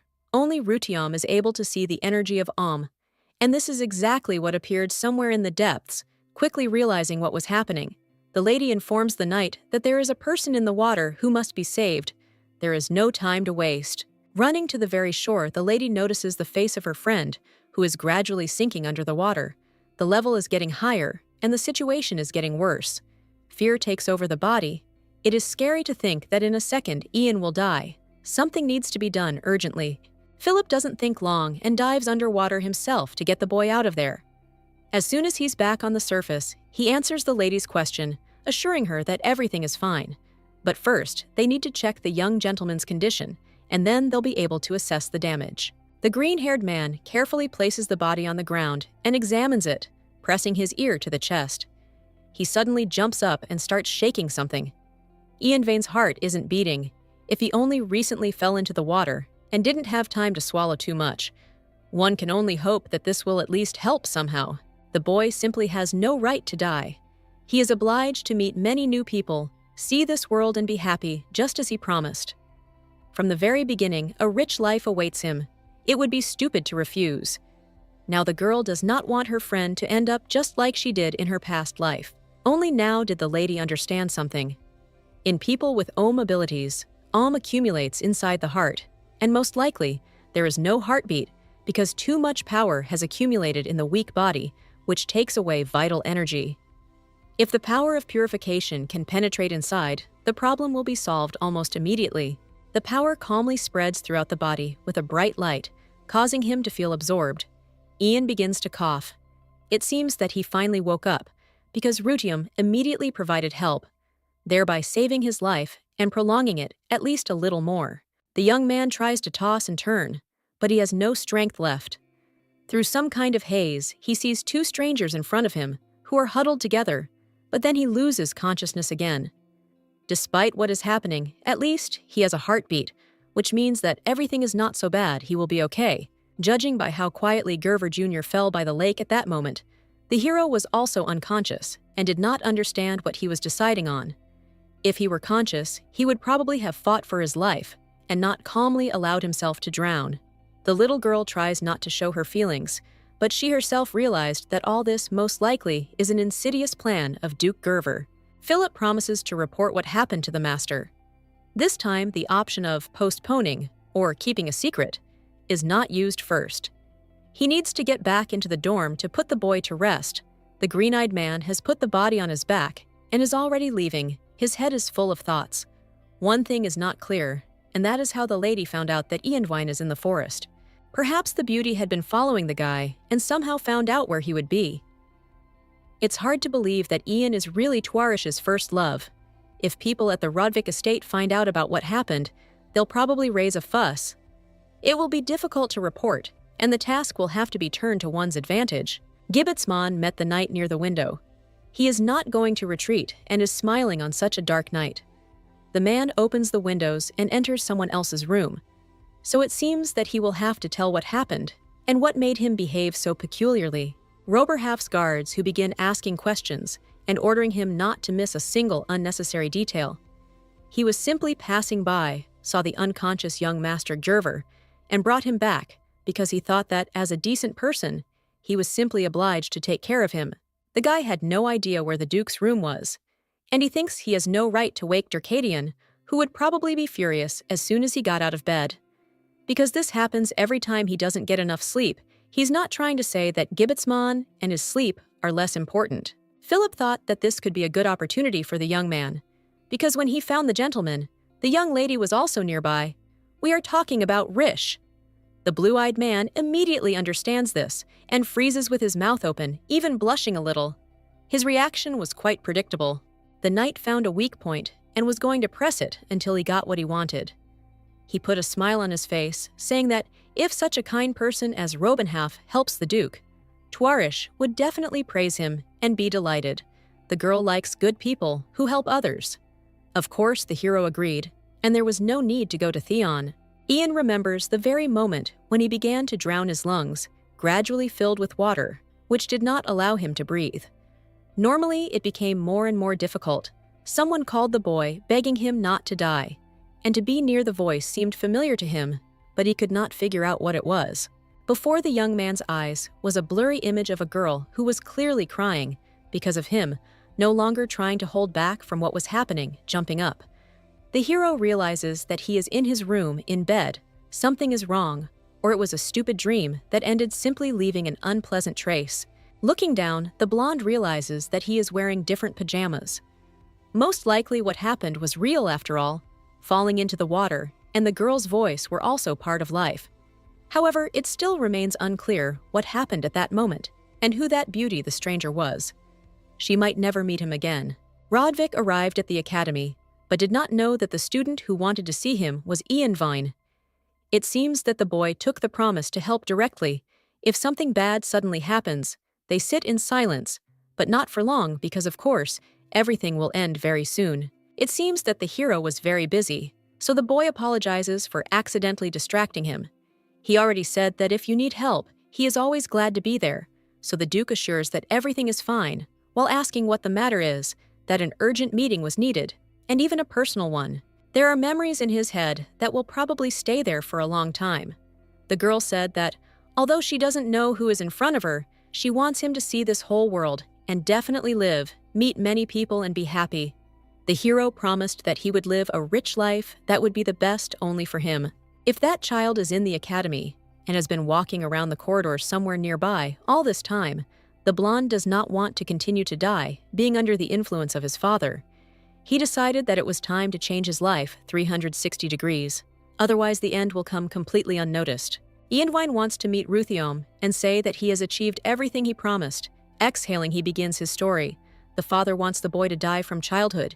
He gave him suspicious drugs. Evidence, unfortunately, does not exist, but his health deteriorated precisely because of them. Gerver Jr. entered the academy only to stop taking medication because he wanted to try to get out of this pit of nothingness. His father decided not to let go of his hands and grabbed his throat, hanging a medallion there, which greatly limits his strength. After entering, the young man also began to have problems with sleepwalking.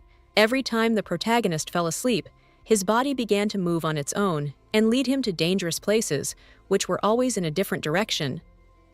Not long ago, the blonde thought he wouldn't be able to cope with what was happening and would simply die. But he was lucky. Such a life is not reality. He needs to find a way to escape the horrors. The Duke listened to the boy and nodded. He seemed to understand what was going on, and therefore promises that he will sincerely try to help and find a way out of the merge situation, which can still be corrected before it is too late, lowering his head. Ian cannot hold back.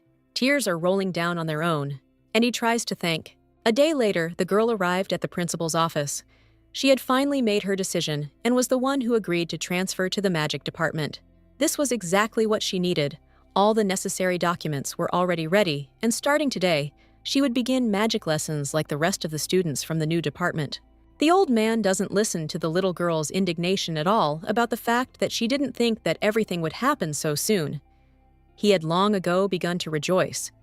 Very soon, the most talented magician of all time would appear in his academy. Fate was predetermined. There was no point in wasting time.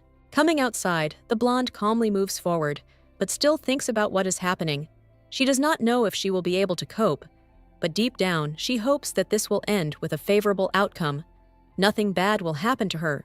Before she could reach the end of the room, the girl ran into her friends, who it turned out had been looking for her before Zig was the first to open his mouth, saying that they had created a club that anyone who wanted to could join.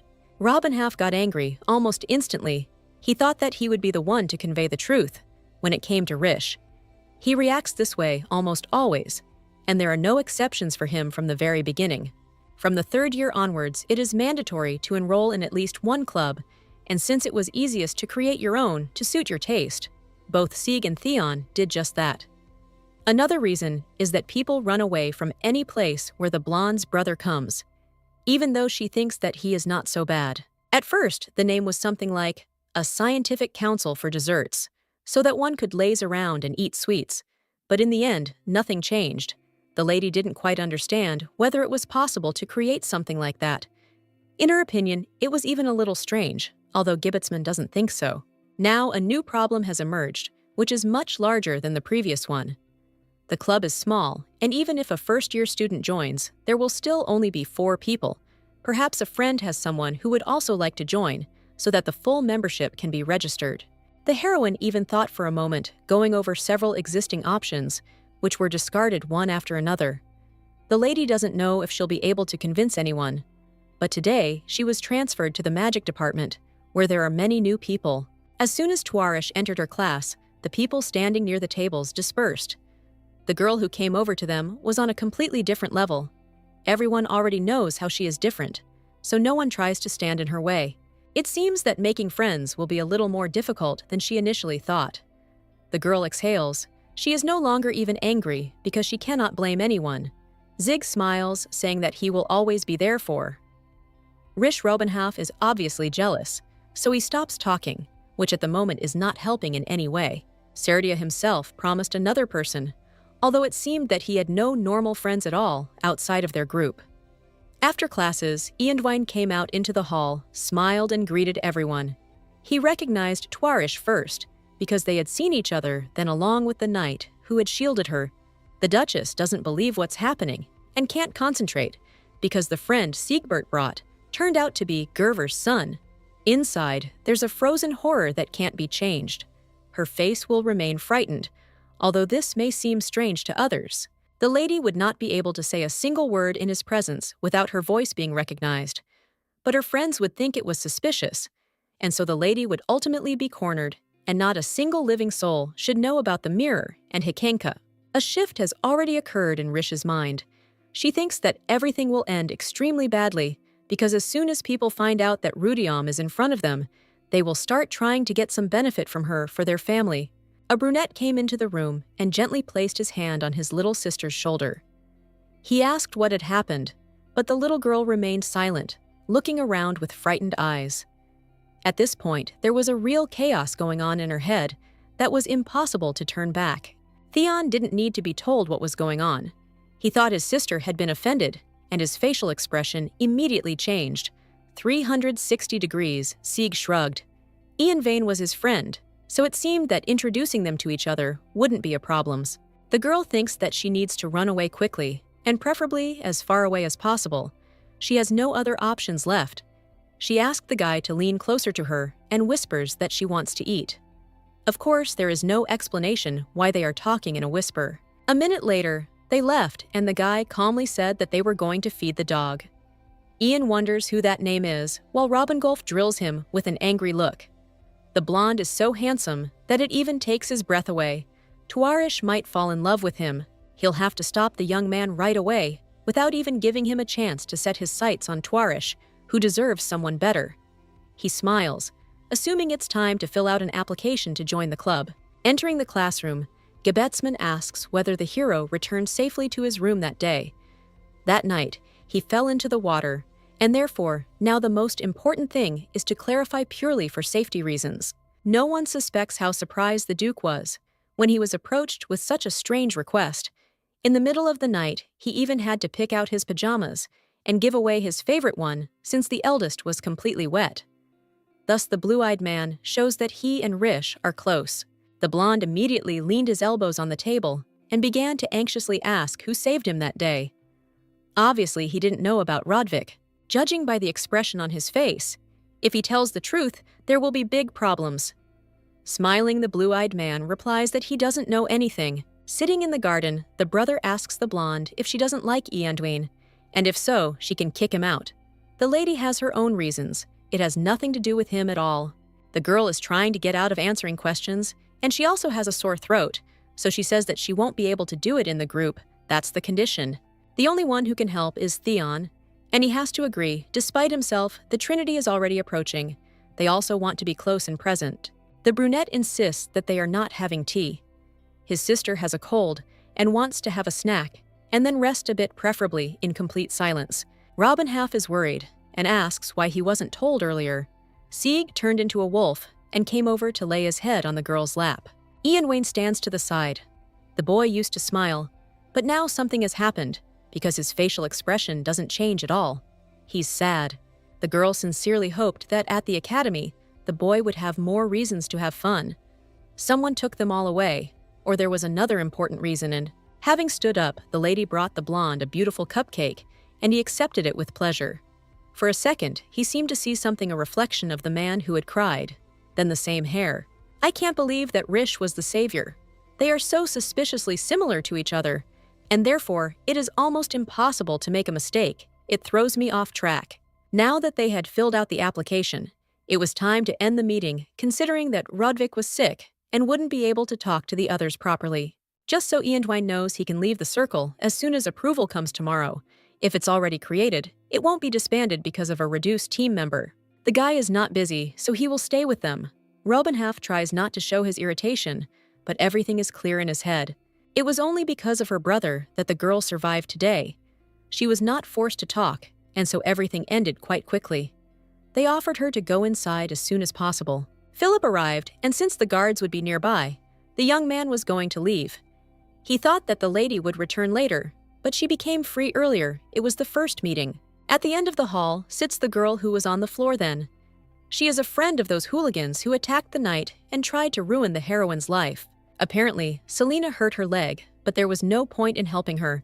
While Philip was speaking, the lady had already run away and came up to ask what had happened and check her condition. Sitting down next to her, the heroine decides to heal the bruise on her knee.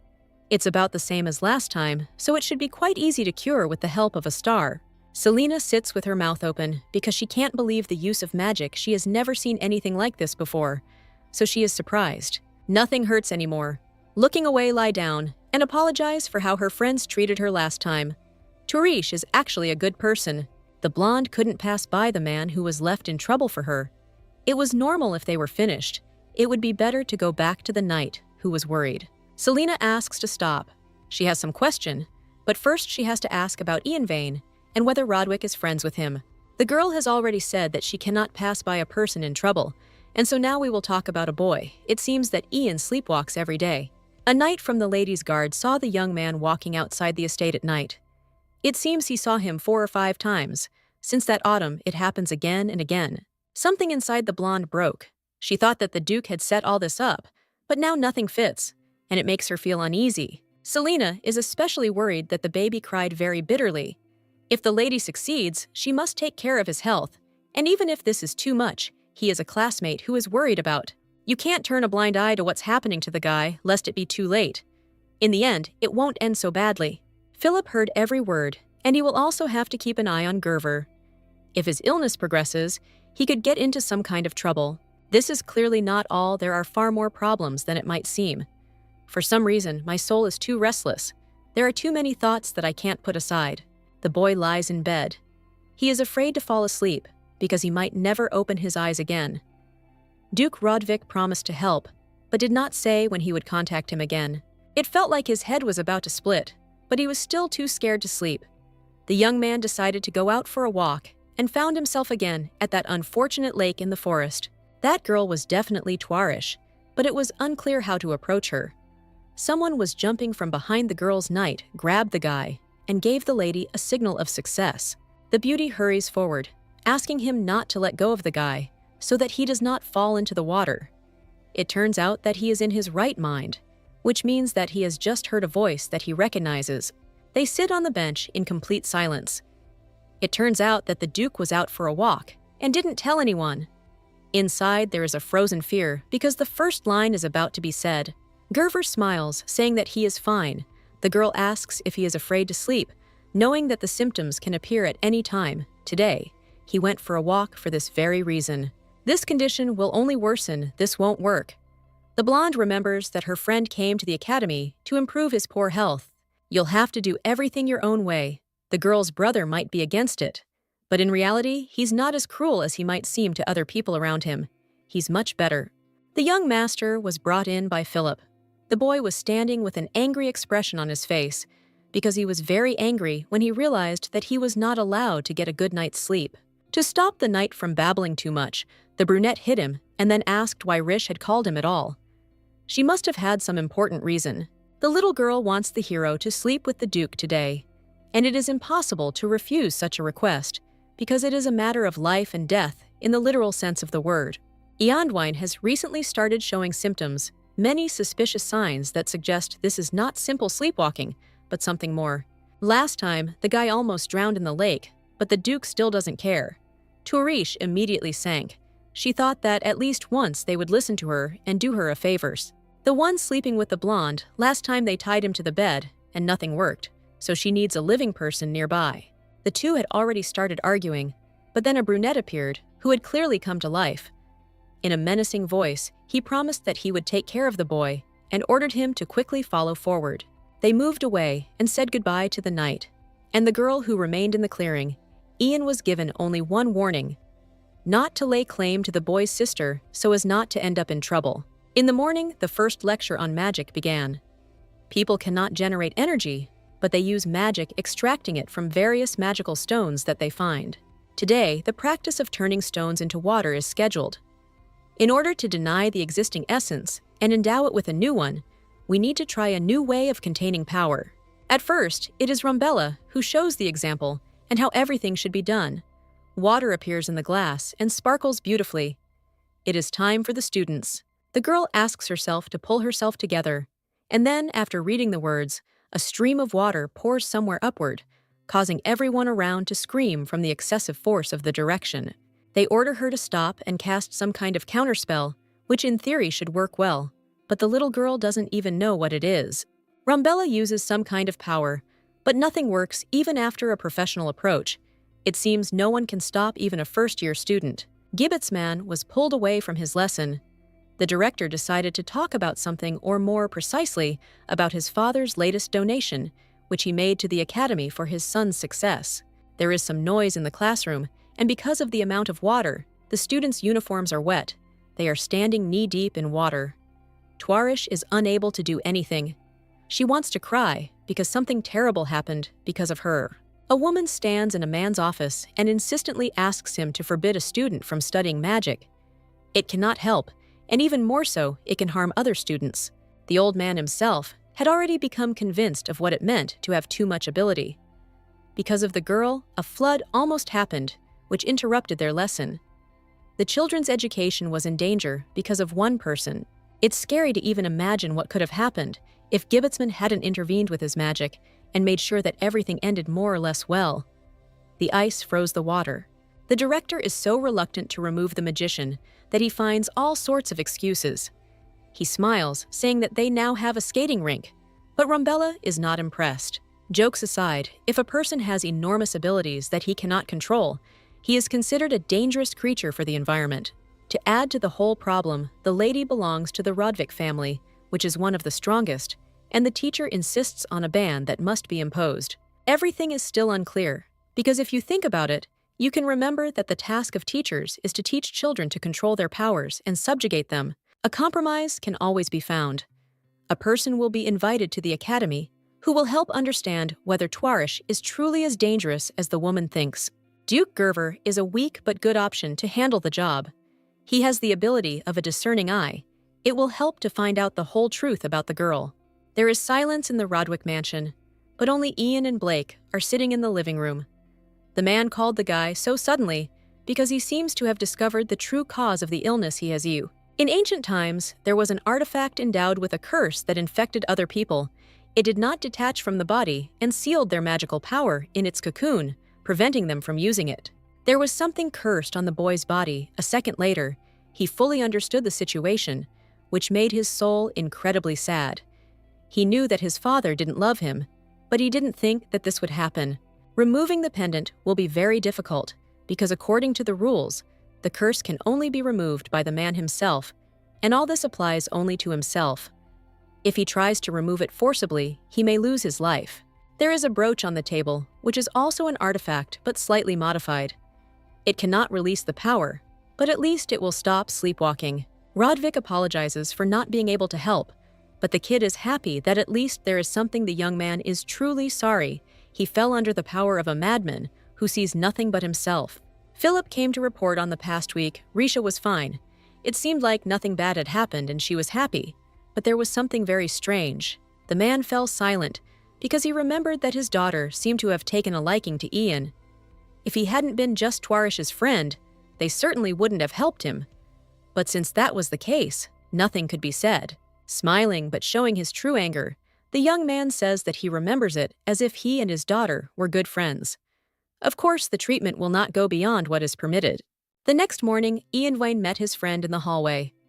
As it turned out, she was trying to hide. The children wouldn't leave her alone right after that unpleasant incident. A group of classmates looked around the hallways, trying to figure out where the blonde had gone. They hadn't had this much fun in a long time, so they wanted to be close to the student. The girl seemed embarrassed that her popularity had suddenly increased, but this was normal for such a person. The guy took his friend outside to a quieter place. Virgo admits that it was not she who created the rink, hoping that the conversation can be maintained. The blonde says that he returned from a meeting with Mr. Blake. The Duke found a way to help the baby with his illness, and now his condition will improve significantly. Without holding back her emotions, the beauty climbs into a hug, exclaiming that this is wonderful. It's impossible to believe that the girl was so happy that she even cried. Her friend survived and found a new meaning. She only thanks Twarish. He should be grateful to her. The girl came to dinner with her brother, and he immediately began asking if his sister had cried. Her eyes were a little wet. This makes it clear that someone made her feel bad. The blonde would probably get into trouble if anyone found out she was talking to Ian, so she had to say she just missed her dad. If the girl is so bored, then instead of wasting her time with empty tears, she should go home this weekend. Theon can apply for an exit visa. First-year students are not allowed to leave the academy, but in their case, it is always possible to come to an agreement. The guy always grumbles when he cares, but remains faithful. Having said goodbye to his sister, the hero leaves. He truly understands why the girl cried so much. A person like her could very well give her life for her father.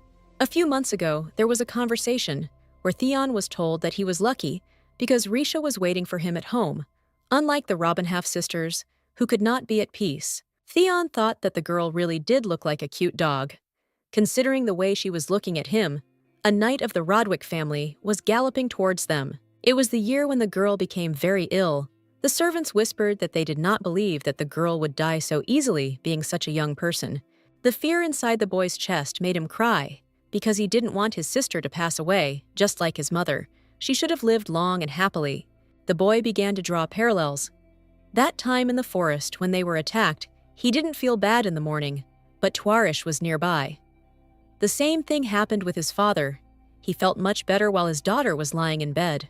I want to start praying because for now, this is the only existing hope that remains. The mother is no longer there, but the girl is obliged to survive and be there. The brunette promises that he will protect his sister for the rest of his life because he understands that since she survived, the responsibility fell on his shoulders. It is unclear whether the Lord answered the Duke's prayers or decided to save a pure soul. But the most important thing is that she is now healthy and is next to him. The oath of that day will be in this life, perhaps forever. Now the man will no longer allow his sister to be in danger and feel that no one will help her. The next day, after classes, the club started its meeting. Zig calls the girl closer to them in the room that was specially allocated for their circle. The third years said they would come later because they had another lecture. The girl nods, but doesn't understand. According to others, new clubs usually don't get premises right away. The fact that the club room was obtained so quickly for some reason can be considered surprising, but only for Serdia. The oddities are not revealed because he is aware that Robinhalf got the place by threatening the council members. A sign has already been hung on the door, and one can go see what's inside. Opening it from the other side, the group comes across Gibbetsman, who looks at them with his usual indifferent gaze. They haven't seen Tuarish for a long time, so they immediately go out for tea, hoping that nothing will go wrong and that it will end on a good note. Blue Eyes was in the director's office, where they were discussing scholarships, and the old man had one more spare question he wanted to ask. Perhaps Gibbetsman maintains contact with Gerver, and he would like to discuss a certain student with him, but the man is almost always absent. Rish has amazing potential, but some teachers think that her power is dangerous. It was necessary to find out the Duke's opinion since the meeting was not possible. The old man was about to send a letter, but the Duke abruptly snatched the paper from his hands. Gibbetsman asked to provide him with all the troubles. If he meets him, he will definitely pass on the message and ask him to come to the academy. They want to show Blake's daughter to the Duke, who previously tried to attack Theon. It would be good to make him their ally. Ian thought the man had come to visit his son, but it seemed that was not the case. After finishing his tea, he said goodbye and packed his things. Gibbetsman has also accumulated a lot of energy. We need to figure out when we can try to carry out a full cleansing. If the boy's father gets sick, he will probably be very upset, and this cannot be allowed under any circumstances. The girl promises herself to find a way out of the situation. It's better not to think about the next plan, but to accept a pleasant gift. A beautiful puppy is handed over to the blonde in honor of her joining the club. Even though the brother may be constantly grumbling, he seems to be glad that the lady joined their club, and everything ended on a positive note. Suddenly, something hit him right in the heart. The brunette bends over. He himself does not understand what is happening, but says that nothing happened to divert suspicion. Gibbetsman passed the letter on to his friend, and the director said that he was going to consult with Gerver about a student and her unusual powers. If the mail had been delivered, a big disaster would have happened. The head of the academy is engaged in literally pointless activities that will give him nothing. Now Blake is in debt to the Duke, but he is going to discuss this later. He heard that it was all started by a teacher named Rumbella Izimit. The woman is principled, and moreover, cannot tolerate students who do not meet her high standards. It is likely that Tuarish's potential, in her opinion, went to someone who was absolutely unworthy, and this was just a coincidence of circumstances that happened. If left as is, the Duke's daughter will be tormented until graduation. This time it is better to agree to the test. The man refuses again. There is another method that can be used. Gerver is not the only one with insight, so it will not be too difficult to carry out what was planned. The Trinity is sitting at the table and playing bricks. The lady doesn't know what to draw, but no matter which one she loses, in any case, she has most likely already lost. In the end, the girl's brother ended up with 5 wins ahead. She just needs to win a few times to get ahead of him. Of course, this is more like a pipe dream. The guy is lying on the table unconscious. If he's angry, it's because they force him to play Jenga on the weekends, and otherwise there aren't many options. Something is wrong with the young man. He suddenly became ill, and now he lies unconscious, trying to swallow air. It is difficult for him to breathe. There is very little energy around the body, and compared to that time in the forest, this is a real trifle, so it is not clear what is wrong. It might be a common cold, but then the girl could use a piece of the star, and thus heal it, making the pain less. Jumping up, the young man pushes his sister away, asking her to never touch him again. Philip is instructed to convey to the mansion about a meeting with the Duke. I had to ask him to never let the lady touch me, but it was clear that this would not end well. The hero goes forward and falls to the floor. Night has already fallen, eyes slowly open, but it is quite difficult because the body hurts. The girl was next to me all this time. The father came and asked if his son was okay. Sometimes it's worth using the girl's abilities. Simply ignoring would not be the best option. Rish was afraid that something would happen to her brother. But even in such a situation, she kept her promise not to come closer under any circumstances. The young man is asked why he forbade himself from being touched, but in his head, he again remembers that very moment in the forest when he was told the truth. For some reason, the brunette thinks that his sister is a special child who is very different from all the others. Virgo is truly the best, so the family is obliged to protect her, providing her with joy in life without the losses that she may experience. It seems the boy received a letter that when the time comes, he and Ian will come to the estate. The professor wants to ban the use of magic and thinks that it is dangerous to possess something that cannot be controlled. Rumbella was going to find out how dangerous the lady was. With the help of Duke Gerver, they were even going to send him a letter to make it clear. The father will never allow something to happen that his daughter did not want, and he hopes that his son will also help him in achieving what will be difficult. In the morning, her eyes barely opened. The girl couldn't sleep normally at all. She didn't think that the teacher would be so dangerous for her. Thank God Blake refused to show the beauty to Gervera. But at night, a nightmare appeared, intending to return the lady to her past. The girl wants to see Python again, as if nothing had happened, to discuss everything. Highkank promised something, but never showed up again. A familiar voice is heard this time. It is definitely not an illusion.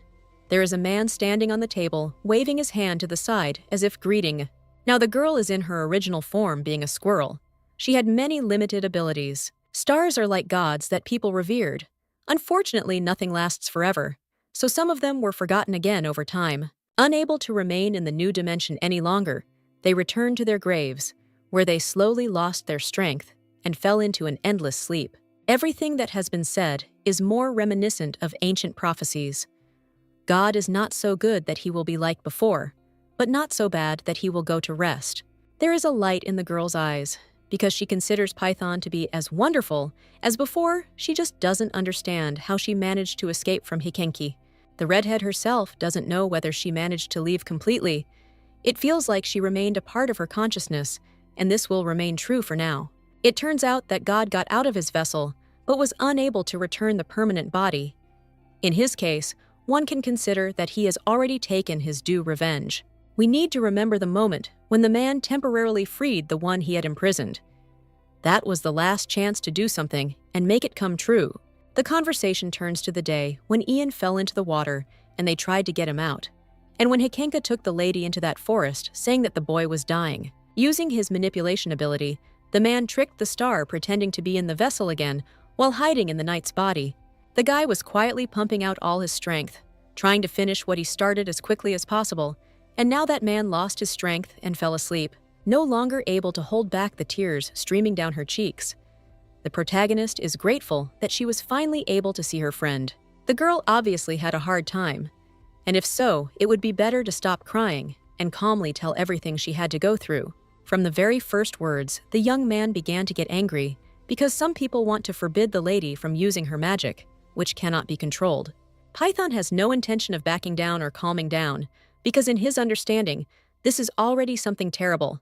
It cannot be postponed. It needs to be sorted out. To use magic, you need to cast long spells of people. Otherwise, there is no other way to reveal your potential.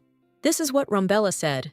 The redhead explains that while written only for normal humans, they were created to try to survive the power of the stars with tiny abilities. Several days passed, and everyone gathered in the director's office to understand how strong Lady Twarish really was, and whether she was a danger to society.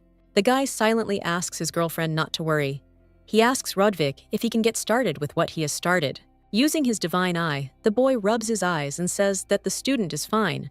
There is no need to restrict her so much. Of course, the first to object is the woman who started all this in the first place. She shouts, trying to prove that the matter is not finished. Izamit had once seen the Duke use his powers, and his eyes had almost glowed like lanterns, rather than emitting a glint. The gentleman might not have used his insight because his pupils only began to glow for a moment, and then everything stopped. It is not necessary that everyone with the power will have the same manifestations, but Rumbella does not believe it.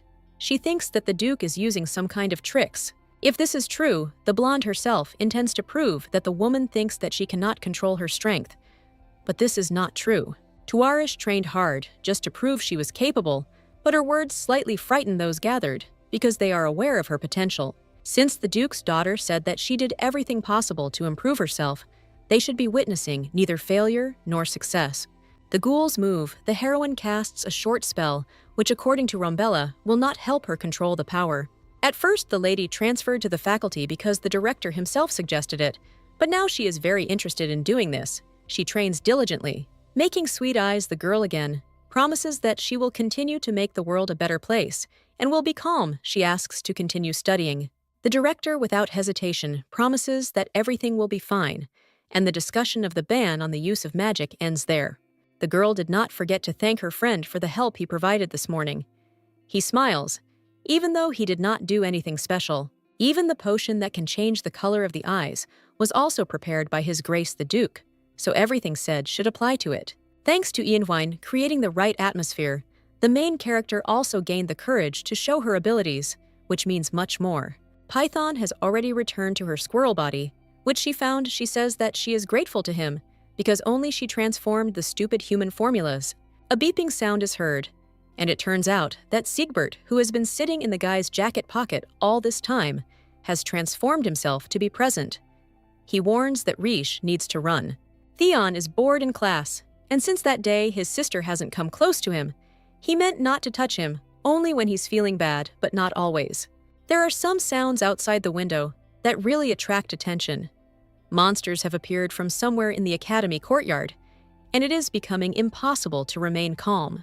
People scatter in different directions to save their lives, and only Durkadion and Robinhoff know what they must do. After some time, the duo dealt with everyone, but it was still unclear where the monsters from that forest came from. Most likely Riche is with her father, and everything is fine with her. The Duke came to the academy today, and this makes my soul feel better. For some reason, an extremely strange thought suddenly came to the hero's mind. It lingered inside, making him doubt what was happening. Monsters usually have no intelligence and act as they please, but then someone forced them to gather together and attack the students' academy. The nearest habitat is 5 days' drive away. There are a lot of students in this place, and if anything happens, someone will protect them. But the fact remains a fact. It was today that the young man's father arrived at the academy. Someone might be deliberately trying to force the man to use his abilities. A bird flies in the sky. It seems like another monster, but as it turns out, it is a metamorphosis of Zig, who took his friends with him. The boy sank to the ground, and the lady who immediately got off smiled. She was glad that everything was all right with the young man. The father is with the teachers who are building a protective barrier. He was the first to volunteer to protect the school from monsters. It seems that they don't attack the children since they consider Serdia to be their relative. He is the same huge size they received permission to help the others. Everyone is already in the shelter. All that remains is to go there ourselves. A maid runs to meet them, shouting that Robinhoff's father is in danger. The Duke lies unconscious on the bed. A lot of Ohm energy has accumulated around him. On the way to the academy, he met a bunch of monsters. The knight was supposed to protect his master, but it didn't work out. The director hadn't seen a person with such a concentration of magic inside him for a long time. If the blonde cleanses the man, then most likely he will survive. But there are too many people around. She has one idea of what to do. Robinhoff wants to send his father home, because as soon as the carriage arrives at the mansion, he will also go there. Blue Eyes is glad that Duke Rodvik will stay with him. With an old friend nearby, the man will be able to prepare more calmly. The boy said goodbye and left. The heroine is about to go inside and asks to cast some perception magic. It is better to take advantage of the moment and go inside, while no one is able to see the human form this way. Everything will be decided. The brother appeared behind her, asking why and how his sister used magic. The star is surprised how he managed to recognize such details. The guy noticed that the lady had become so pale, as if she would disappear. If this was magic, it would be better not to do such things in front of him again, because it seemed like she was about to die. Knowing in advance what Tuarish had planned, the man says that he forbids her from making any movements. He knows how dangerous it could be. The guy calls his friends, asking if they have seen the squirrel that the dog raised. He does not say why he does this, he just does what he thinks is right. Ian Vane begins to look at the baby in the same way as Zig, who does not forget to mention that he too can become the same animal. The guy using sleight of hand tied up the trio to keep them all together. Serdia must help him and keep an eye on the lady until the very end. The girl could suffer again, like last time. And even at this stage, Rodvik's condition leaves much to be desired, and the responsibility is on their shoulders.